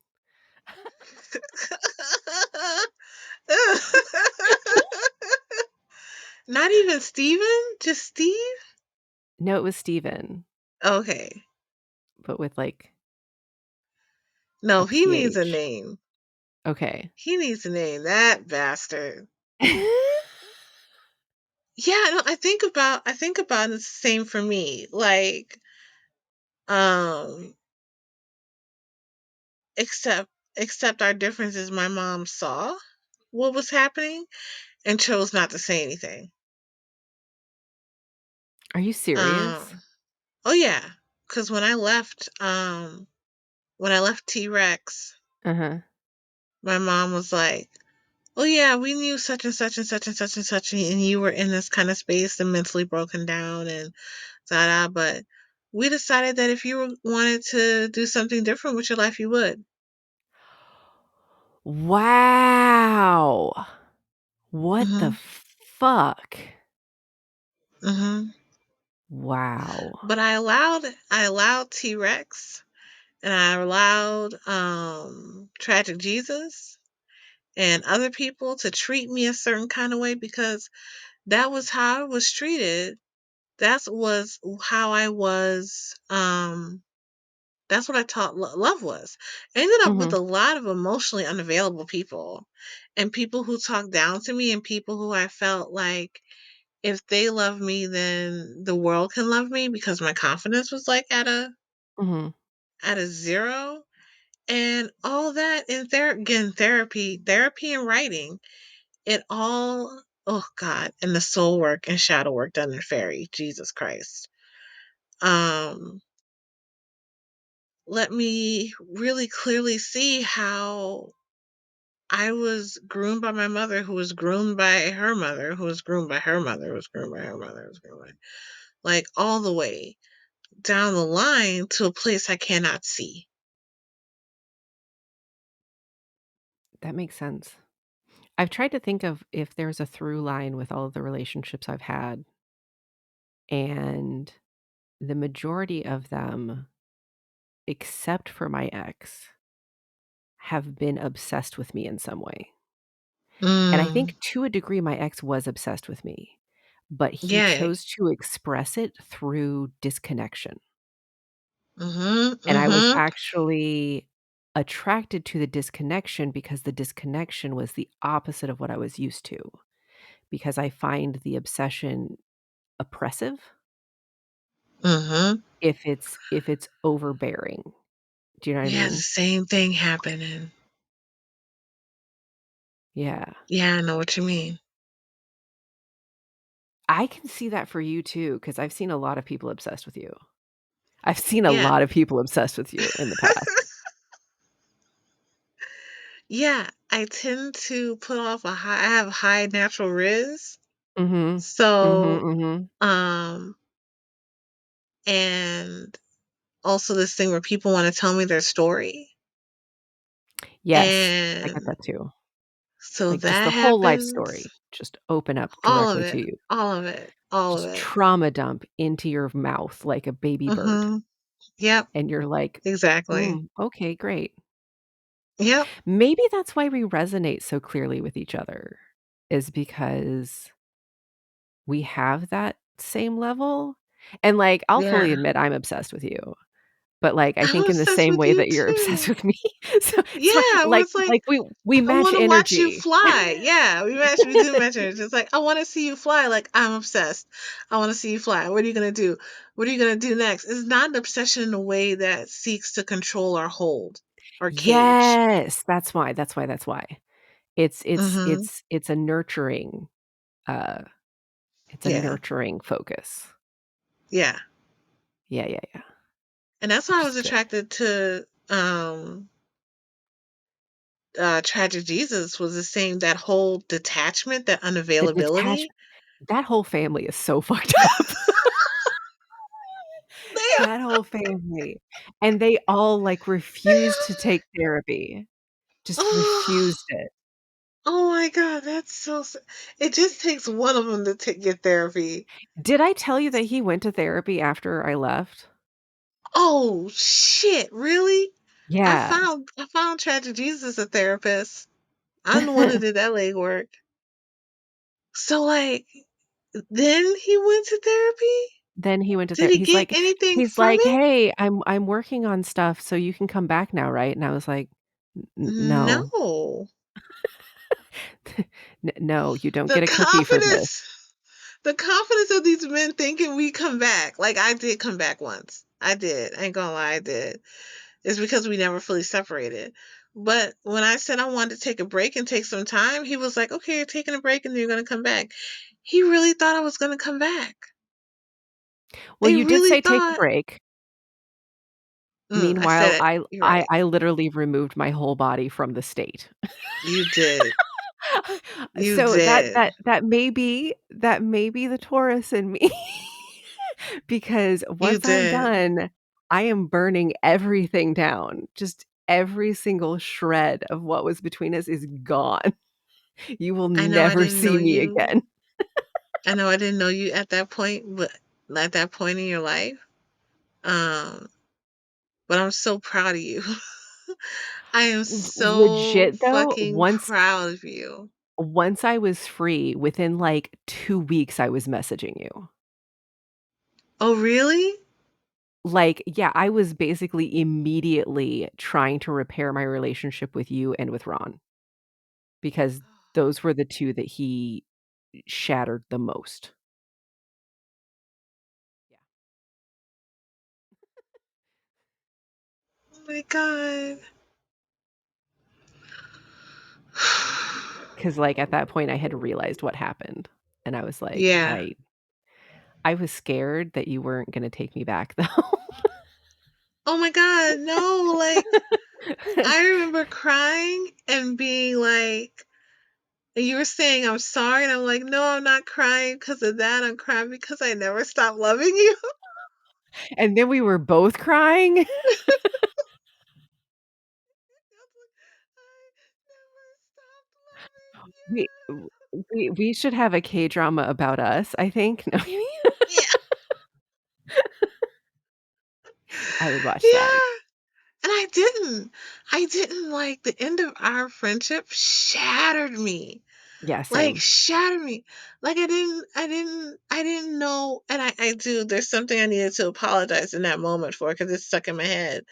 And it was a moment when I said to you, when I found out that that asshole, which we need to figure out a name for, um, didn't like me, and I said to you, I should have found out through you, Yeah. and I was so mad and unreasonable in that moment because you were in this. He put you in a position between the two of us, Mhm. like, and which wasn't even a situation. He made the he made the situation, but he put you in a position. He weaponized you to me. He weaponized me because he was trying to monopolize me, Yeah, and he wanted monopolies on everyone and realized he was not going to be able to do that to you, so yeah, decided you were the enemy. yeah. And I want to apologize for saying that to you. I want to apologize for saying that to you for a long time. Like, because that came from a place of deep hurt. And I apologize to you for that moment. That was unfair of me. That is not something I held on to, so it is forgiven immediately without even having to think about it. Thank you, friend. We are still healing from these assholes, I swear to God. How God, 8 right? years? 8 fucking years. That's how long I've been gone. 8, 9 years almost? Yeah, and still he's affecting me in this way. Unforgivable. Yeah. Yeah. Just absolutely unforgivable to do that to another Agreed. human. Ugh. I almost had a panic attack because I thought he was next to me on a flight the other day. Oh no. Yeah. Yeah, so I just, like, didn't pay attention as hard as Mm. possible. It's fine. Everything's I'm fine. sorry, friend. Mm. That must have been a horrible moment. It was. Luckily, it was a short flight. It was just to Kansas City, Missouri. Hmm. That was a fun trip, though. I went to go see a concert. Though I have realized that my immune system is shit, so every time I go out amongst a crowd, I end up sick. Oh, I have had a cold nearly nonstop since Thanksgiving. oh no. Yeah, I'm really Well, it's upset about it. cold there, so you might need to wear gloves or a mask or something. Yeah, I think I'm gonna have to go wear a mask next time we, like, go outside amongst the unwashed masses. I was t I was talking to, Rylan about it, and he was like, "Yeah, so maybe avoid people until we can boost your immune system a bit," and I was like, "I will do my best." Mhm. It it will be difficult, but, like, I'll wear a mask on the plane when I go visit my parents because I should be wearing a mask on a plane. I'm stuck in a tin box with a bunch of other people. Of course, I'm gonna get sick. Mhm. Like, that's just how that works.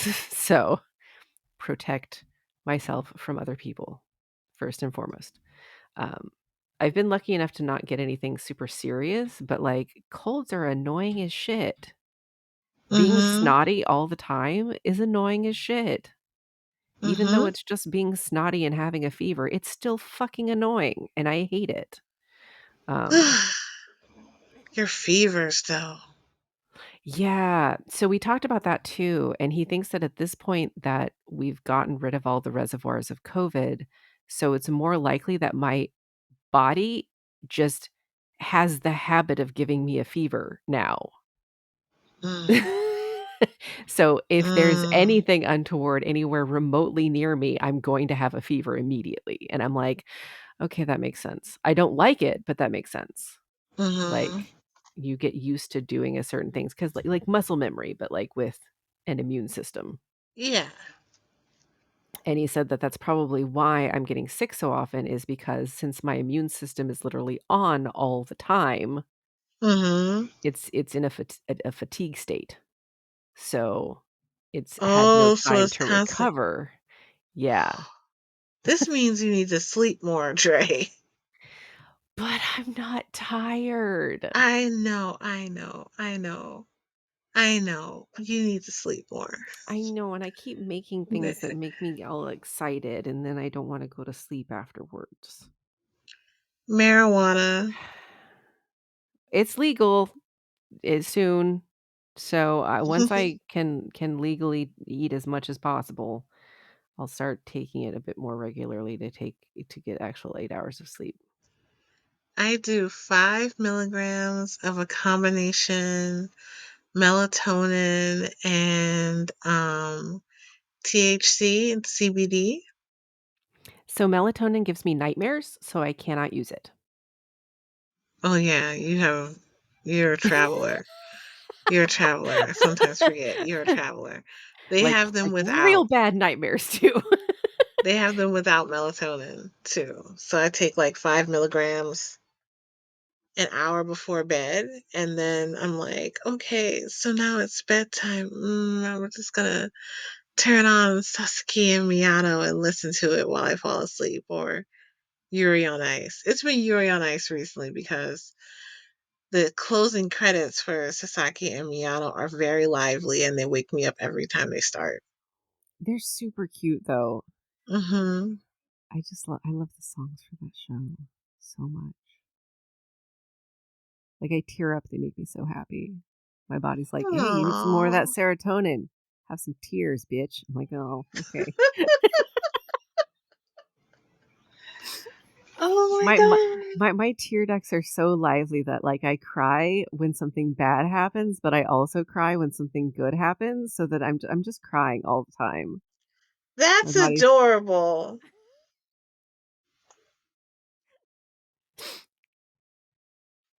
ugh. And, like, music gets me really hard. Oh, What music was it? music definitely fucks my shit up, man. Uh, I was I was literally working, and I put on a movie, and the opening theme to Stargate had me all the way fucked up. Wait, you watched Stargate the movie, right? Yeah. Yeah, with Kurt Russell. Oh my God. And what's his nuts? I'm attracted to the geeky scientist. Of course you are. He's worth it, except that the TV show when the actor's an asshole. Oh no. Watch the TV show one for Chris Judge, though, because that man is a treasure. That man is a Mm, national treasure.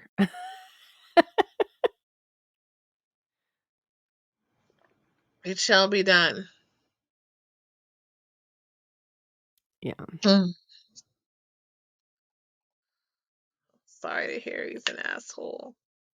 Yeah, and I only know that because, Comic-Con, the San Diego Comic-Con, Uh-huh. we went in, like, I wanna say 2004-ish, Mm-hmm. and they had a panel with the Stargate SG-1 cast, and it was supposed to be Chris Judge, Amy, the lady who played that one character. I'm so bad with names. I'll look this up right now. And, like, and the guy who played Daniel, and, uh, she couldn't be there because of a family emergency. The guy who played Daniel showed up late and hungover and was just James surly. Spader? No, not James Spader. The Okay, TV all right. show Shit. specifically.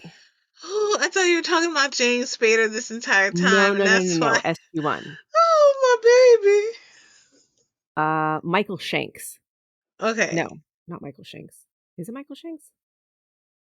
Yes, Michael Shanks is an asshole. He Okay. played Daniel Jackson on the show. Yeah, Amanda Tapping was Samantha Carter, and Christopher Judge was Teal'c. And Christopher Judge is literally Oh, he the looks greatest like a person on jerk. earth. Who? Oh, Michael Shanks? Yeah. Yeah, He but got a jerk face. he's very cute in the show. That's the problem. Like, he used to be extremely handsome, but he's grown into his asshole-ish self, I guess. Anyway, Mm. but if you look at Christopher Judge, that Mm-hmm. that angel face of a man who also fucking voices Kratos in God of War, um, Mm-hmm. hilarious. Showed up, clowned around with everyone, was just an absolute gem of a man. Loved Mm. meeting the fans. A million out of 10. Recommend him as an actor Mm-hmm. and a person. Um, so if you watch the show, just watch it for Teal'c. Everything Okay. is worth it for Teal'c. Um, Okay. who is my favorite. But, I don't even remember what I was talking about now.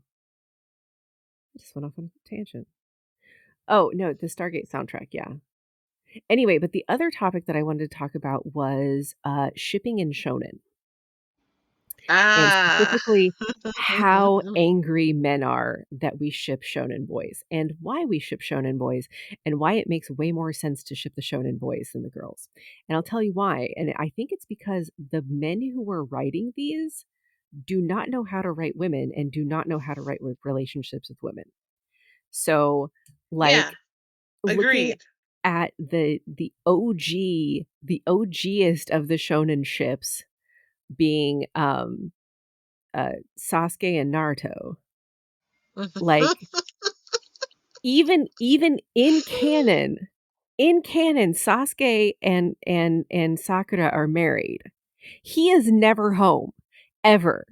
He's not home to the point that, like, he doesn't know what his child looks like at the beginning of Boruto, Mm-hmm. okay? Like, this man could care less about it. He couldn't care less about his family. He gives Yep. no shits about Mm-hmm. his family, but he would die for Naruto. He would lay down his life for that boy. And, I like, catch a grenade for ya. and, like, Throw literally, my like, hand on a I'm even blade for talking ya. to my massage therapist about this, and he agrees. He's like, "Oh, yeah, no, there's no way that they're not in love because of the, like, you don't chase across 18 billion continents, regardless of how much of a bad guy this other guy becomes. Like, literally, Sasuke is on the road to the path to Murder Town to be like the villainest of the villains, and Naruto's still like, It's gone "I'ma get Darth. my boy. I can change him." That that is the plot of Naruto, okay? It is Naruto saying, "I can change Sasuke." Someone in the comments fight me because it's true, it's true, it's entirely true. And everybody's like, "No, like, he married Hinata and this and that." It's like, he may have married Hinata, but I feel like he had children with her out of obligation and because he doesn't dislike Hinata. It's Like, he's called having a beard. like, he's fine with Hinata. They're like they're fine. They're good. They're fine, but he's not in love with Hinata. He may love her, but he's not in love with her like that, I don't think. There's no indication that that's what's going on. But Sasuke? Sasuke, he chased to the moon. Sasuke, he would go in other dimensions. He and Sasuke in canon had a fight over who was gonna die first because they wanted to Wow. die for each other. "No, you're more important. You Wow. have to go. You have to live. No, you're more important. You have to live. No, you're more important." Literally, while the bad guy's sitting there like, "What the fuck is happening?" Wow. The bad guy, who, by the way, was voiced by Kinjiro Suda, literally the only reason to watch Boruto is, like, the bad guy for, like, 6 episodes. Anyway, um, but yeah, and that's not the only one because I was talking about, My Hero. Oh my god. People are so mad. So fucking mad, like, to the point that the My Hero fandom is vilified. Other people, like, will come into JJK fandom threads to complain about people shipping Satosugu, saying, "Don't turn this into My Hero Academia," every single time. And it's because there's a heavy shipping culture around Bakudeku, which is Mhm. Bakugo and Deku. At the beginning of the show, Bakugo is an asshole to Deku. So a lot of people are like, "Well, I don't like that at all." Which is true, but as the show goes on, you realize it's because Bakugo is obsessed with Deku. Like, completely obsessed with Deku. Mhm. There is a part where he wakes up in the hospital, realizes that Deku is also in the hospital, and drags his fucking hospital equipment down the hallway to yell at him because he sacrificed himself for Deku so he wouldn't end up in the hospital. And he ended up in the hospital anyway Mm. because he has no sense of Oh, self-preservation. Yeah, that's and adorable. like, and people are like, "Well, you haven't read the manga," because in the manga and spoilers for the My Hero Academia manga for anybody on here, I am still gonna read the manga, I haven't, but this is spoilers for me too. Basically, at one point, Bakugo dies, okay? Bakugo fucking dies in the manga, and he comes back to life, and his first thought is Deku okay?" After being deceased. His only thought Wow. is my boy okay?" And I'm like, "Y d d do they not do they not see that that's love? I don't understand. I don't Mhm. understand." And, like, What they there's don't understand. yeah. Like, they're so mad about Satasugu. Like, everybody being super, super into Satasugu, and it's like, they have in canon said that these boys are soulmates. Whether that's platonic or romantic, they have said that these boys are meant for each other in some way. And you're mad at people for deciding that that's romantic? I don't understand. I don't understand the anger because like, the authors do not know how to write relationships with girls, so they're writing relationships with boys, and the boys have So, riz, you know? so I think what's happening and why some of these guys are upset is because of the receiving end, the bottom. They associate being the bottom with being powerless, with being weak. Like you're not the one who receives, you're the one who gives, right? So when it comes to imagining a relationship between a guy and another guy, sometimes guys go straight for, well, who's the bottom? Coded heavily as who's the girl, Yeah. right? Yeah, that's true. And so it's hard for them to see how you can be a receiver of someone else, how you can bottom and still be a badass. So they're fucked up in their head because they're like, who's the Oh, bottom? Like if either one of them are doing whatever to whatever one of them, then if one of them, because what gay has been associated with for so long, depicted in the media and other things of what gay looks like, which is often um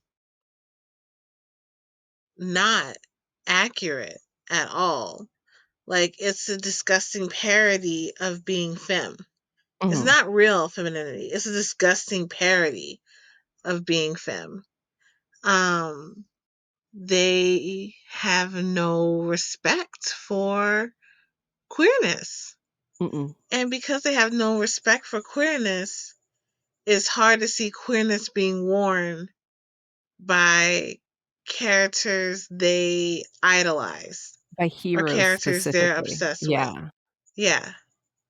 'Cause Yeah. I know one of the and also I'm sorry for chewing ice. I don't know if you could hear that, like, I I backed off the can't hear mic at all. specifically. Okay, I perfect. was drinking Um, water the whole time. yeah, I couldn't hear that either, so our mics are doing their jobs. Cool. Anyway, um, yeah, one of the arguments was specifically Gojo can't be gay because he put swimsuit models as his phone background. And someone in And the comments was like, "Do you not think bi people exist?" yeah. And I'm like, "Seriously, that doesn't mean he's gay. Gojo's a whore. He doesn't care." A whore. And, like, there are people who will fight over, Oh my god. um, No, he's he not. he He's not. He's not. He's a he's slut. not oh, he what's the difference? Please explain. A sex worker, which whore is a derogatory word for sex worker, Oh. um, gets compensation for intimacy. Where a slut, we, honey, are not after the money. We're in, we are we are after the Okay, you experience. are correct. He is a slut He's a 'cause slut. he requires no Oh, compensation. delicious. Ugh, slut. Whew, we do not shame here. We do not slut shame, 100%. Le he's a fuckboy, let him be a fuckboy, it's fine. Let him He be a can fuck boy. But, like and they will I'm so in even line. even among the shippers, though, they'll fight over who tops who, and I will say amongst the Satosuku shippers, it's even across the board. Oh, Like cool. they I'm like, I like, could see it's this going both ways. Like, exactly. That's what people are saying. They're like, "Hmm, I don't they're know." verses. They're verses. I would agree. I think they just wanna be with each other. They don't Yes, care. they're verses. Ooh, I just had a vision.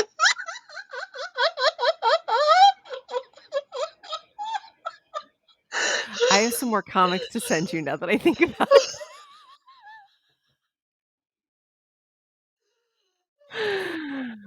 Huh. I realized I haven't been Flushed. sending you the sluttiest thing I've been finding because Oh, my feed is just full of slutty things. because of who I am as a person.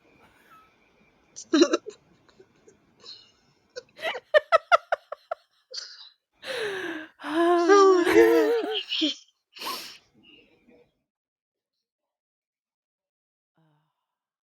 They're so mad.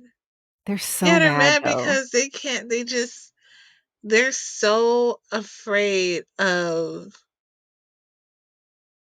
their they're taught to idolize these men are their idols, right? And so if they're idols, that's what they're judging their masculinity by. This is the peak masculine. No, my eyes may not glow, but like Mhm. this is some peak masculine examples right here for me to follow. And you throw queerness in the mix and they get fucked up in the head because it's completely opposite to what they're taught means is the ideal man. And they haven't had the encouragement men haven't had across the board, I think. I don't know. I ain't a man. Um have had haven't historically had the space to explore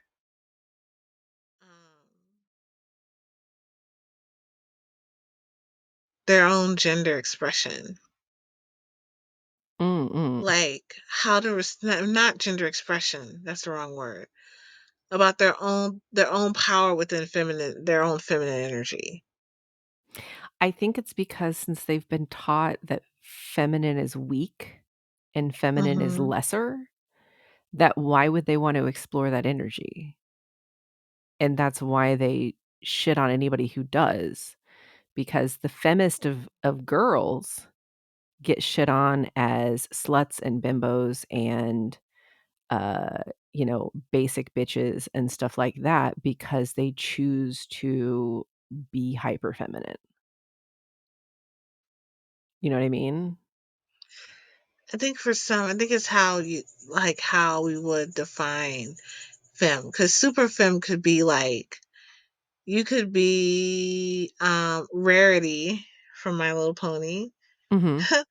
or you can be Fluttershy. Like Fluttershy is ultimate femme, but because she's so soft and demure, people want to protect her. But she's still seen as not having her own agency. Oh, she's totally seen as not having her own agency. That's what I mean. That the femme is lesser. The femme is in need of protection because she can't be strong. Hmm. You can't be hyper feminine and super strong. Those don't equate. That's another way I'm subverting it in my book. Mhm. They're both femmes and Oh. strong, and strong in ways that are like um not just physically but like emotionally and mentally. Yeah, they're both femme. That's I cool. mean, Guillen does shave off one side of her hair and has the long or like I mean, but that shorn could be very feminine side cut. too. It is A very a femme. a ha Oh, a haircut doesn't determine feminist. The way that's she true. holds herself, the Oh, way she chooses to present is femme. she presents as femme, and Ashana is soft femme, like not like soft butch, but her type of femme is very like soft. Regian's type of femme is very sharp. Kind of like, Posh Spice versus, like, Baby Spice? Hmm. Okay. Yeah.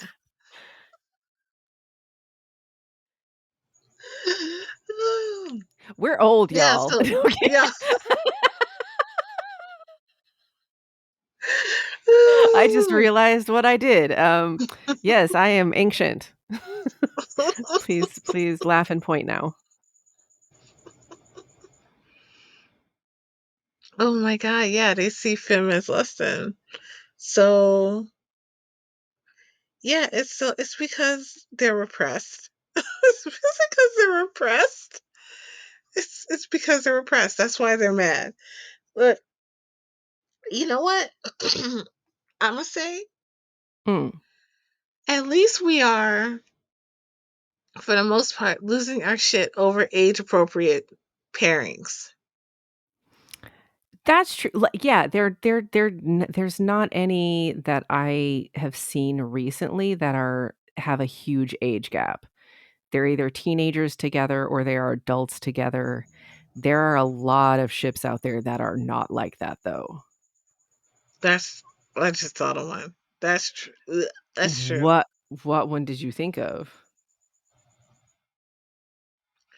Long, long time ago, I was on something.net, fanfic.net, and I ran across the story and I was reading the story. I was like, "Oh, this is great. Oh, this is magic. This is sexy." Da da da. And then they revealed who was in the scene together, and it was Snape and Draco. Jesus Christ. Why do people keep doing that? Like, I'm so upset that Oh Gojo my Yuji is the most popular ship God. No. in Mm-mm. Japan. That is Mm-mm. disgusting, That's okay? that's sick, man. That's sick. Yuji's a child. Itadori's a child. And and also they're definitely big brother, little brother Yeah, energy. they Like completely, completely. Like, it's they're it's like funny because I can see parental energy from Nanami, but, like, from Gojo, it definitely feels more big brother, mhm. especially with Megami, who he raised, essentially. Which is probably why Megami is the way he is, if you think about it. Right? It's like I had to be the adult. I had to be the fucking adult. So yeah. I I love the cultural moment of Jujutsu Kaisen. And I love all the moments that's spawning off of that moment. And one of the moments I love the most is Satosugu. Like, I love that's a moment I'm invested in. And I think that we get to enjoy this. We get to enjoy, like you said, I think you mentioned something, not in this moment, but another moment of Kirk and Spock. Like, we get to enjoy these, um, I think, oh God, I said this to you one time before, but I don't know if I said it in this because I'm so high. But there's a lack of, I was listening to this queer woman talk about a little bit about something adjacent to this. And she said there's something about watching a romantic relationship where there's no power imbalance and how so much of our, and for me, I felt that in so much of our romance and things like that is a large portion of that is straight and cis. So, and the straight cis view of women is often less than or something to be protected. Then it all makes sense. It all makes sense. The strings are coming together. They're falling apart. They're falling apart. Train has officially derailed. Damn it. I was onto something and I lost it. You were, and, like, I think part of it's the it is an equal relationship because when you're Mhm. shipping people together who are insanely powerful, there isn't a loss of power in that. It's Mhm. power on top of power, Mhm.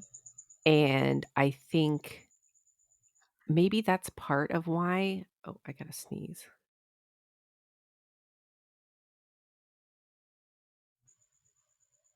Did Damn you it. sneeze? No, Did it I get didn't. stuck? It got stuck. Oh, so I sorry, have to I friend. have to look at light when I sneeze sometimes, and it didn't work. Anyway, so I'm just gonna be sniffly now. Um, but part of it, I think, is that men want that power fantasy. The heroes Mhm. are the power Power fantasy. over. They want Being power over, not power with. being the most powerful. Because all of the arguments that I've heard aren't, "No, Suguru can't be gay." It's all, "No, Gojo can't be gay." Because Gojo's the most powerful. Nobody gives a shit about Suguru, Gojo is so fluid. Gojo right? Gojo's Like Gojo is super gay. Gojo is super gay. Oh my god, they think he can't be gay? Yeah, and I think They it's think because he he's the most powerful, so they're like, "No, he's the ultimate power fantasy because he's literally the most powerful thing ever. There's no way," and it's like, "Yes way. All the way. all the way. All All the the way, way." my boy, all the way. Gojo is so gay. I'm attracted to Gojo impartially because of his partially, not impartially. Ooh, not impartially at all, but partially because he's so queer coded to me.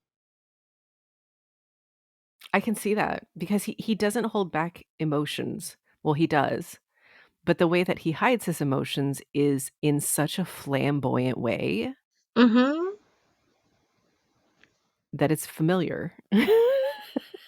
And his sense of lack of shame is also something that I find very queer and um his curiosity Mhm. is super queer to me. His tricksterness reads as queer to me. I mean, I'm ready to fight people who say that he's Yeah. straight. Like and what's funny to me is all of these all of the shippers, their arguments about who's on top and, like, who is gay with who, not necessarily whether someone is queer or not. Like, even the people who ship the students in JJK, like Yuta has been shipped with Maki, and Yuta has been shipped with Inumaki equally. There are people on both sides, and I'm just like, I don't think I don't think the curse is gonna let him be with anybody. Mhm. But, I mean, Mhm. I can see both sides of that because Yuta very much cares for both Maki and Inumaki. Mhm. Uh, but so, like, the shippers aren't in the, "No, there's no way he can be gay." They're in the, "Which one does he like more?" category. And it's the same with My Hero. They're like there are people who fight saying, "No, Bakudeku's terrible. Bakugo belongs with, Kirishima, who's the guy who can turn into a rock." They're not saying Bakugo's not gay. They're saying Bakugo's gay with a different character. Mhm. So I think it's funny that, like, most of the shippers out there, especially in regards to shonen, are shipping gay. Even with the students, like, Maki and Nobara get shipped a bunch. Oh. and I can't say I can't see it because they get along real good. But, like, yeah, they ship everybody. Everybody gets shipped.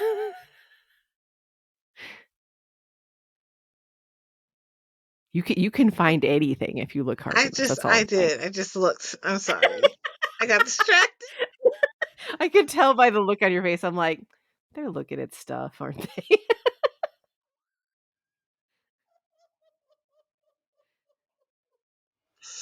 Oh, oh, okay. Yeah. All right. Yeah. No, I think, you know what? You know what's happening? You know what's happening? Mm, People are becoming more queer, or they're able to lean into their queerness, mhm, or the spectrum of queerness, where they mhm. may be on a spectrum of queerness. Because I, and maybe this is me just being me, but part of me is like, everybody's a little bit gay. I mean, it's true, though. It's true. Bit gay, right? And I think more people are allowing themselves to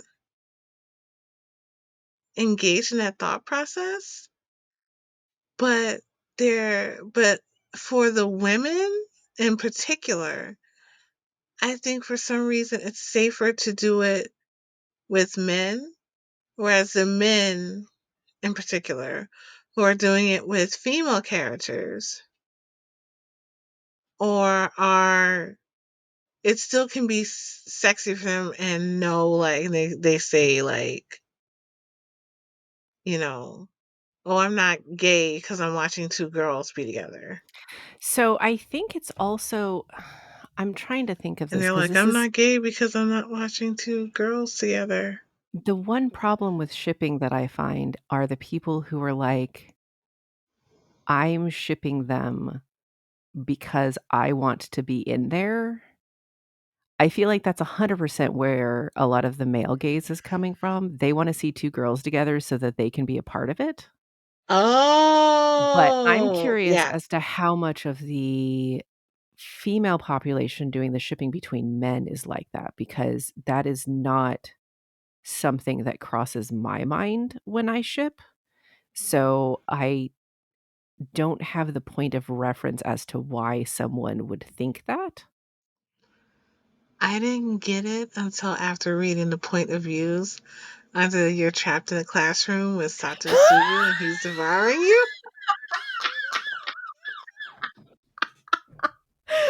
And then and then I got it. And then I got it. I got it. I didn't get it either.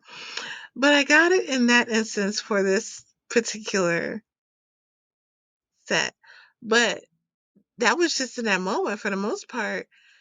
I just like to know that they're together. Right, I just want them to be happy. I want the boys Yeah. to be happy I with just with each other. yeah, I just want them to, have a life and yeah, like you said, be happy. Even that's why I'm really mad about not having another season of Yuri on Ice. I just want to know that they're happy. More Sasaki and Miyano, I just want to know that they're happy. More given, are these motherfuckers happy? Or Right, not? yeah. And whose neck do I have to wring in order for them to be happy?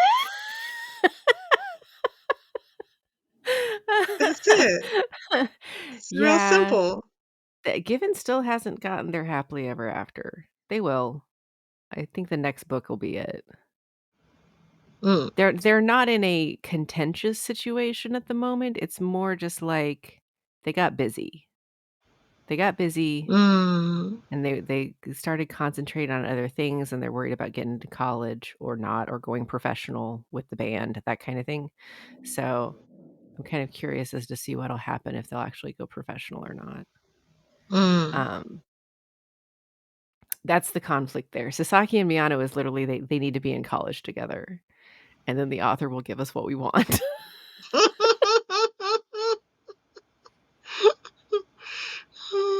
And my little heart will grow like 4 sizes if Miyano is the top.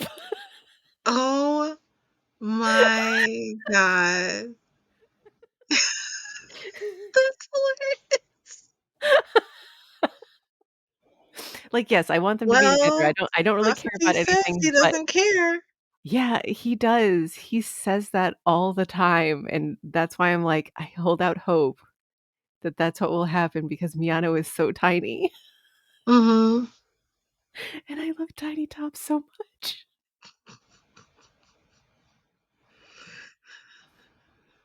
Like, I was hard selling Itama-kun today. Mhm. I was talking to my massage therapist. I'm like, "No, you need to watch Itama-kun, and here's why." And so, like, I, like, outlined all of the characters, and I'm like, "And then there's this character named Amari, and she falls in love with Itama, and she's, like, a foot and a half taller than him, and it's great." She's almost 2 Mhm. taller than him. He is a small boy.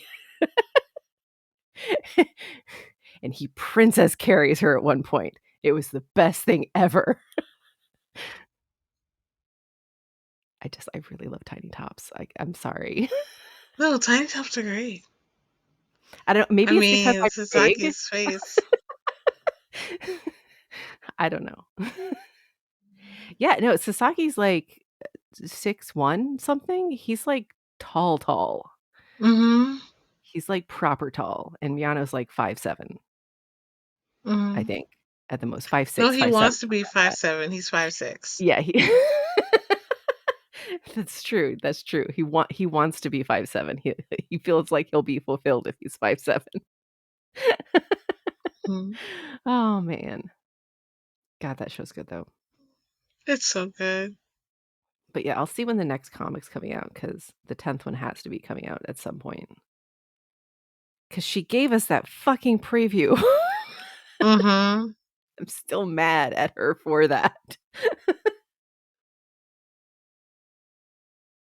Like, don't just hint. Tell us a date and time Give exactly. us the date so we could hold it in our hearts Forever. and be ready with our fingers on the buttons to buy. Yeah.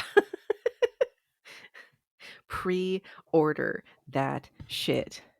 Speaking of, the 3rd issue of Maddox should be showing up soon. I think it releases on the 12th,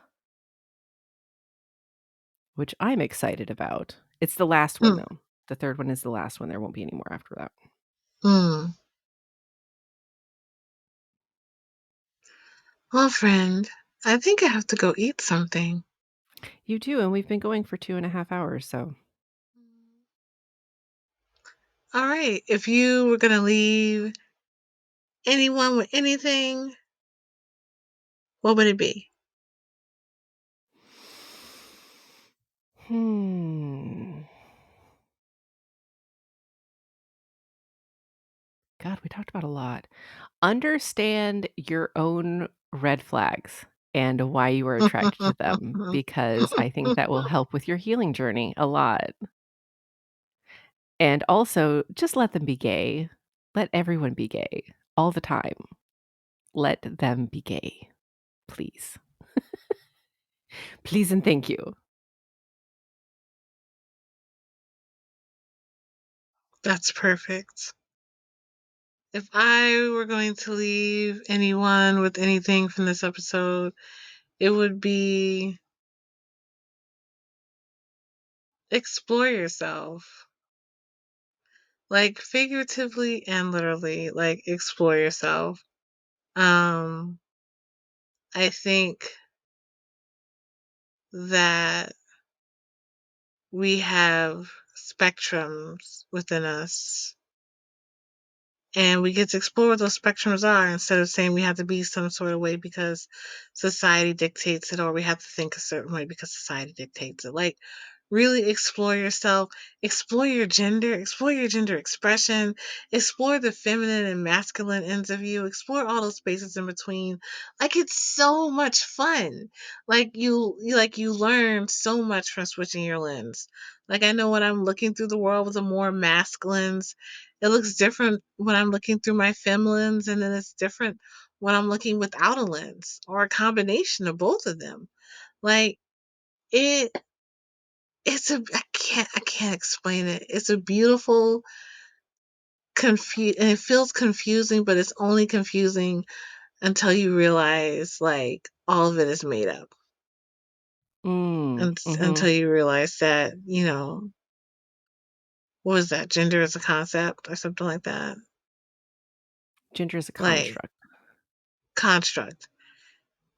Gender is a Just like construct. race is a construct. We Mhm. invented the concepts of these to put people in boxes so that they could be more easily controlled. Mhm. So, Yeah. So treat your gender experiment with treating your gender as a construct. For me, it's like that construct always looks like a house of cards. It can fall at any moment. So, yeah. And that's what I'll leave people with. All right, everybody. I hope you have a marvelous weekend because, with how long this episode is, I probably won't be getting it out until Friday or Thursday. So, I hope you have a marvelous weekend. This has been Carta and Rawiyah for Witchy Shit and Mangalit. And we'll see you next week. Bye. bye.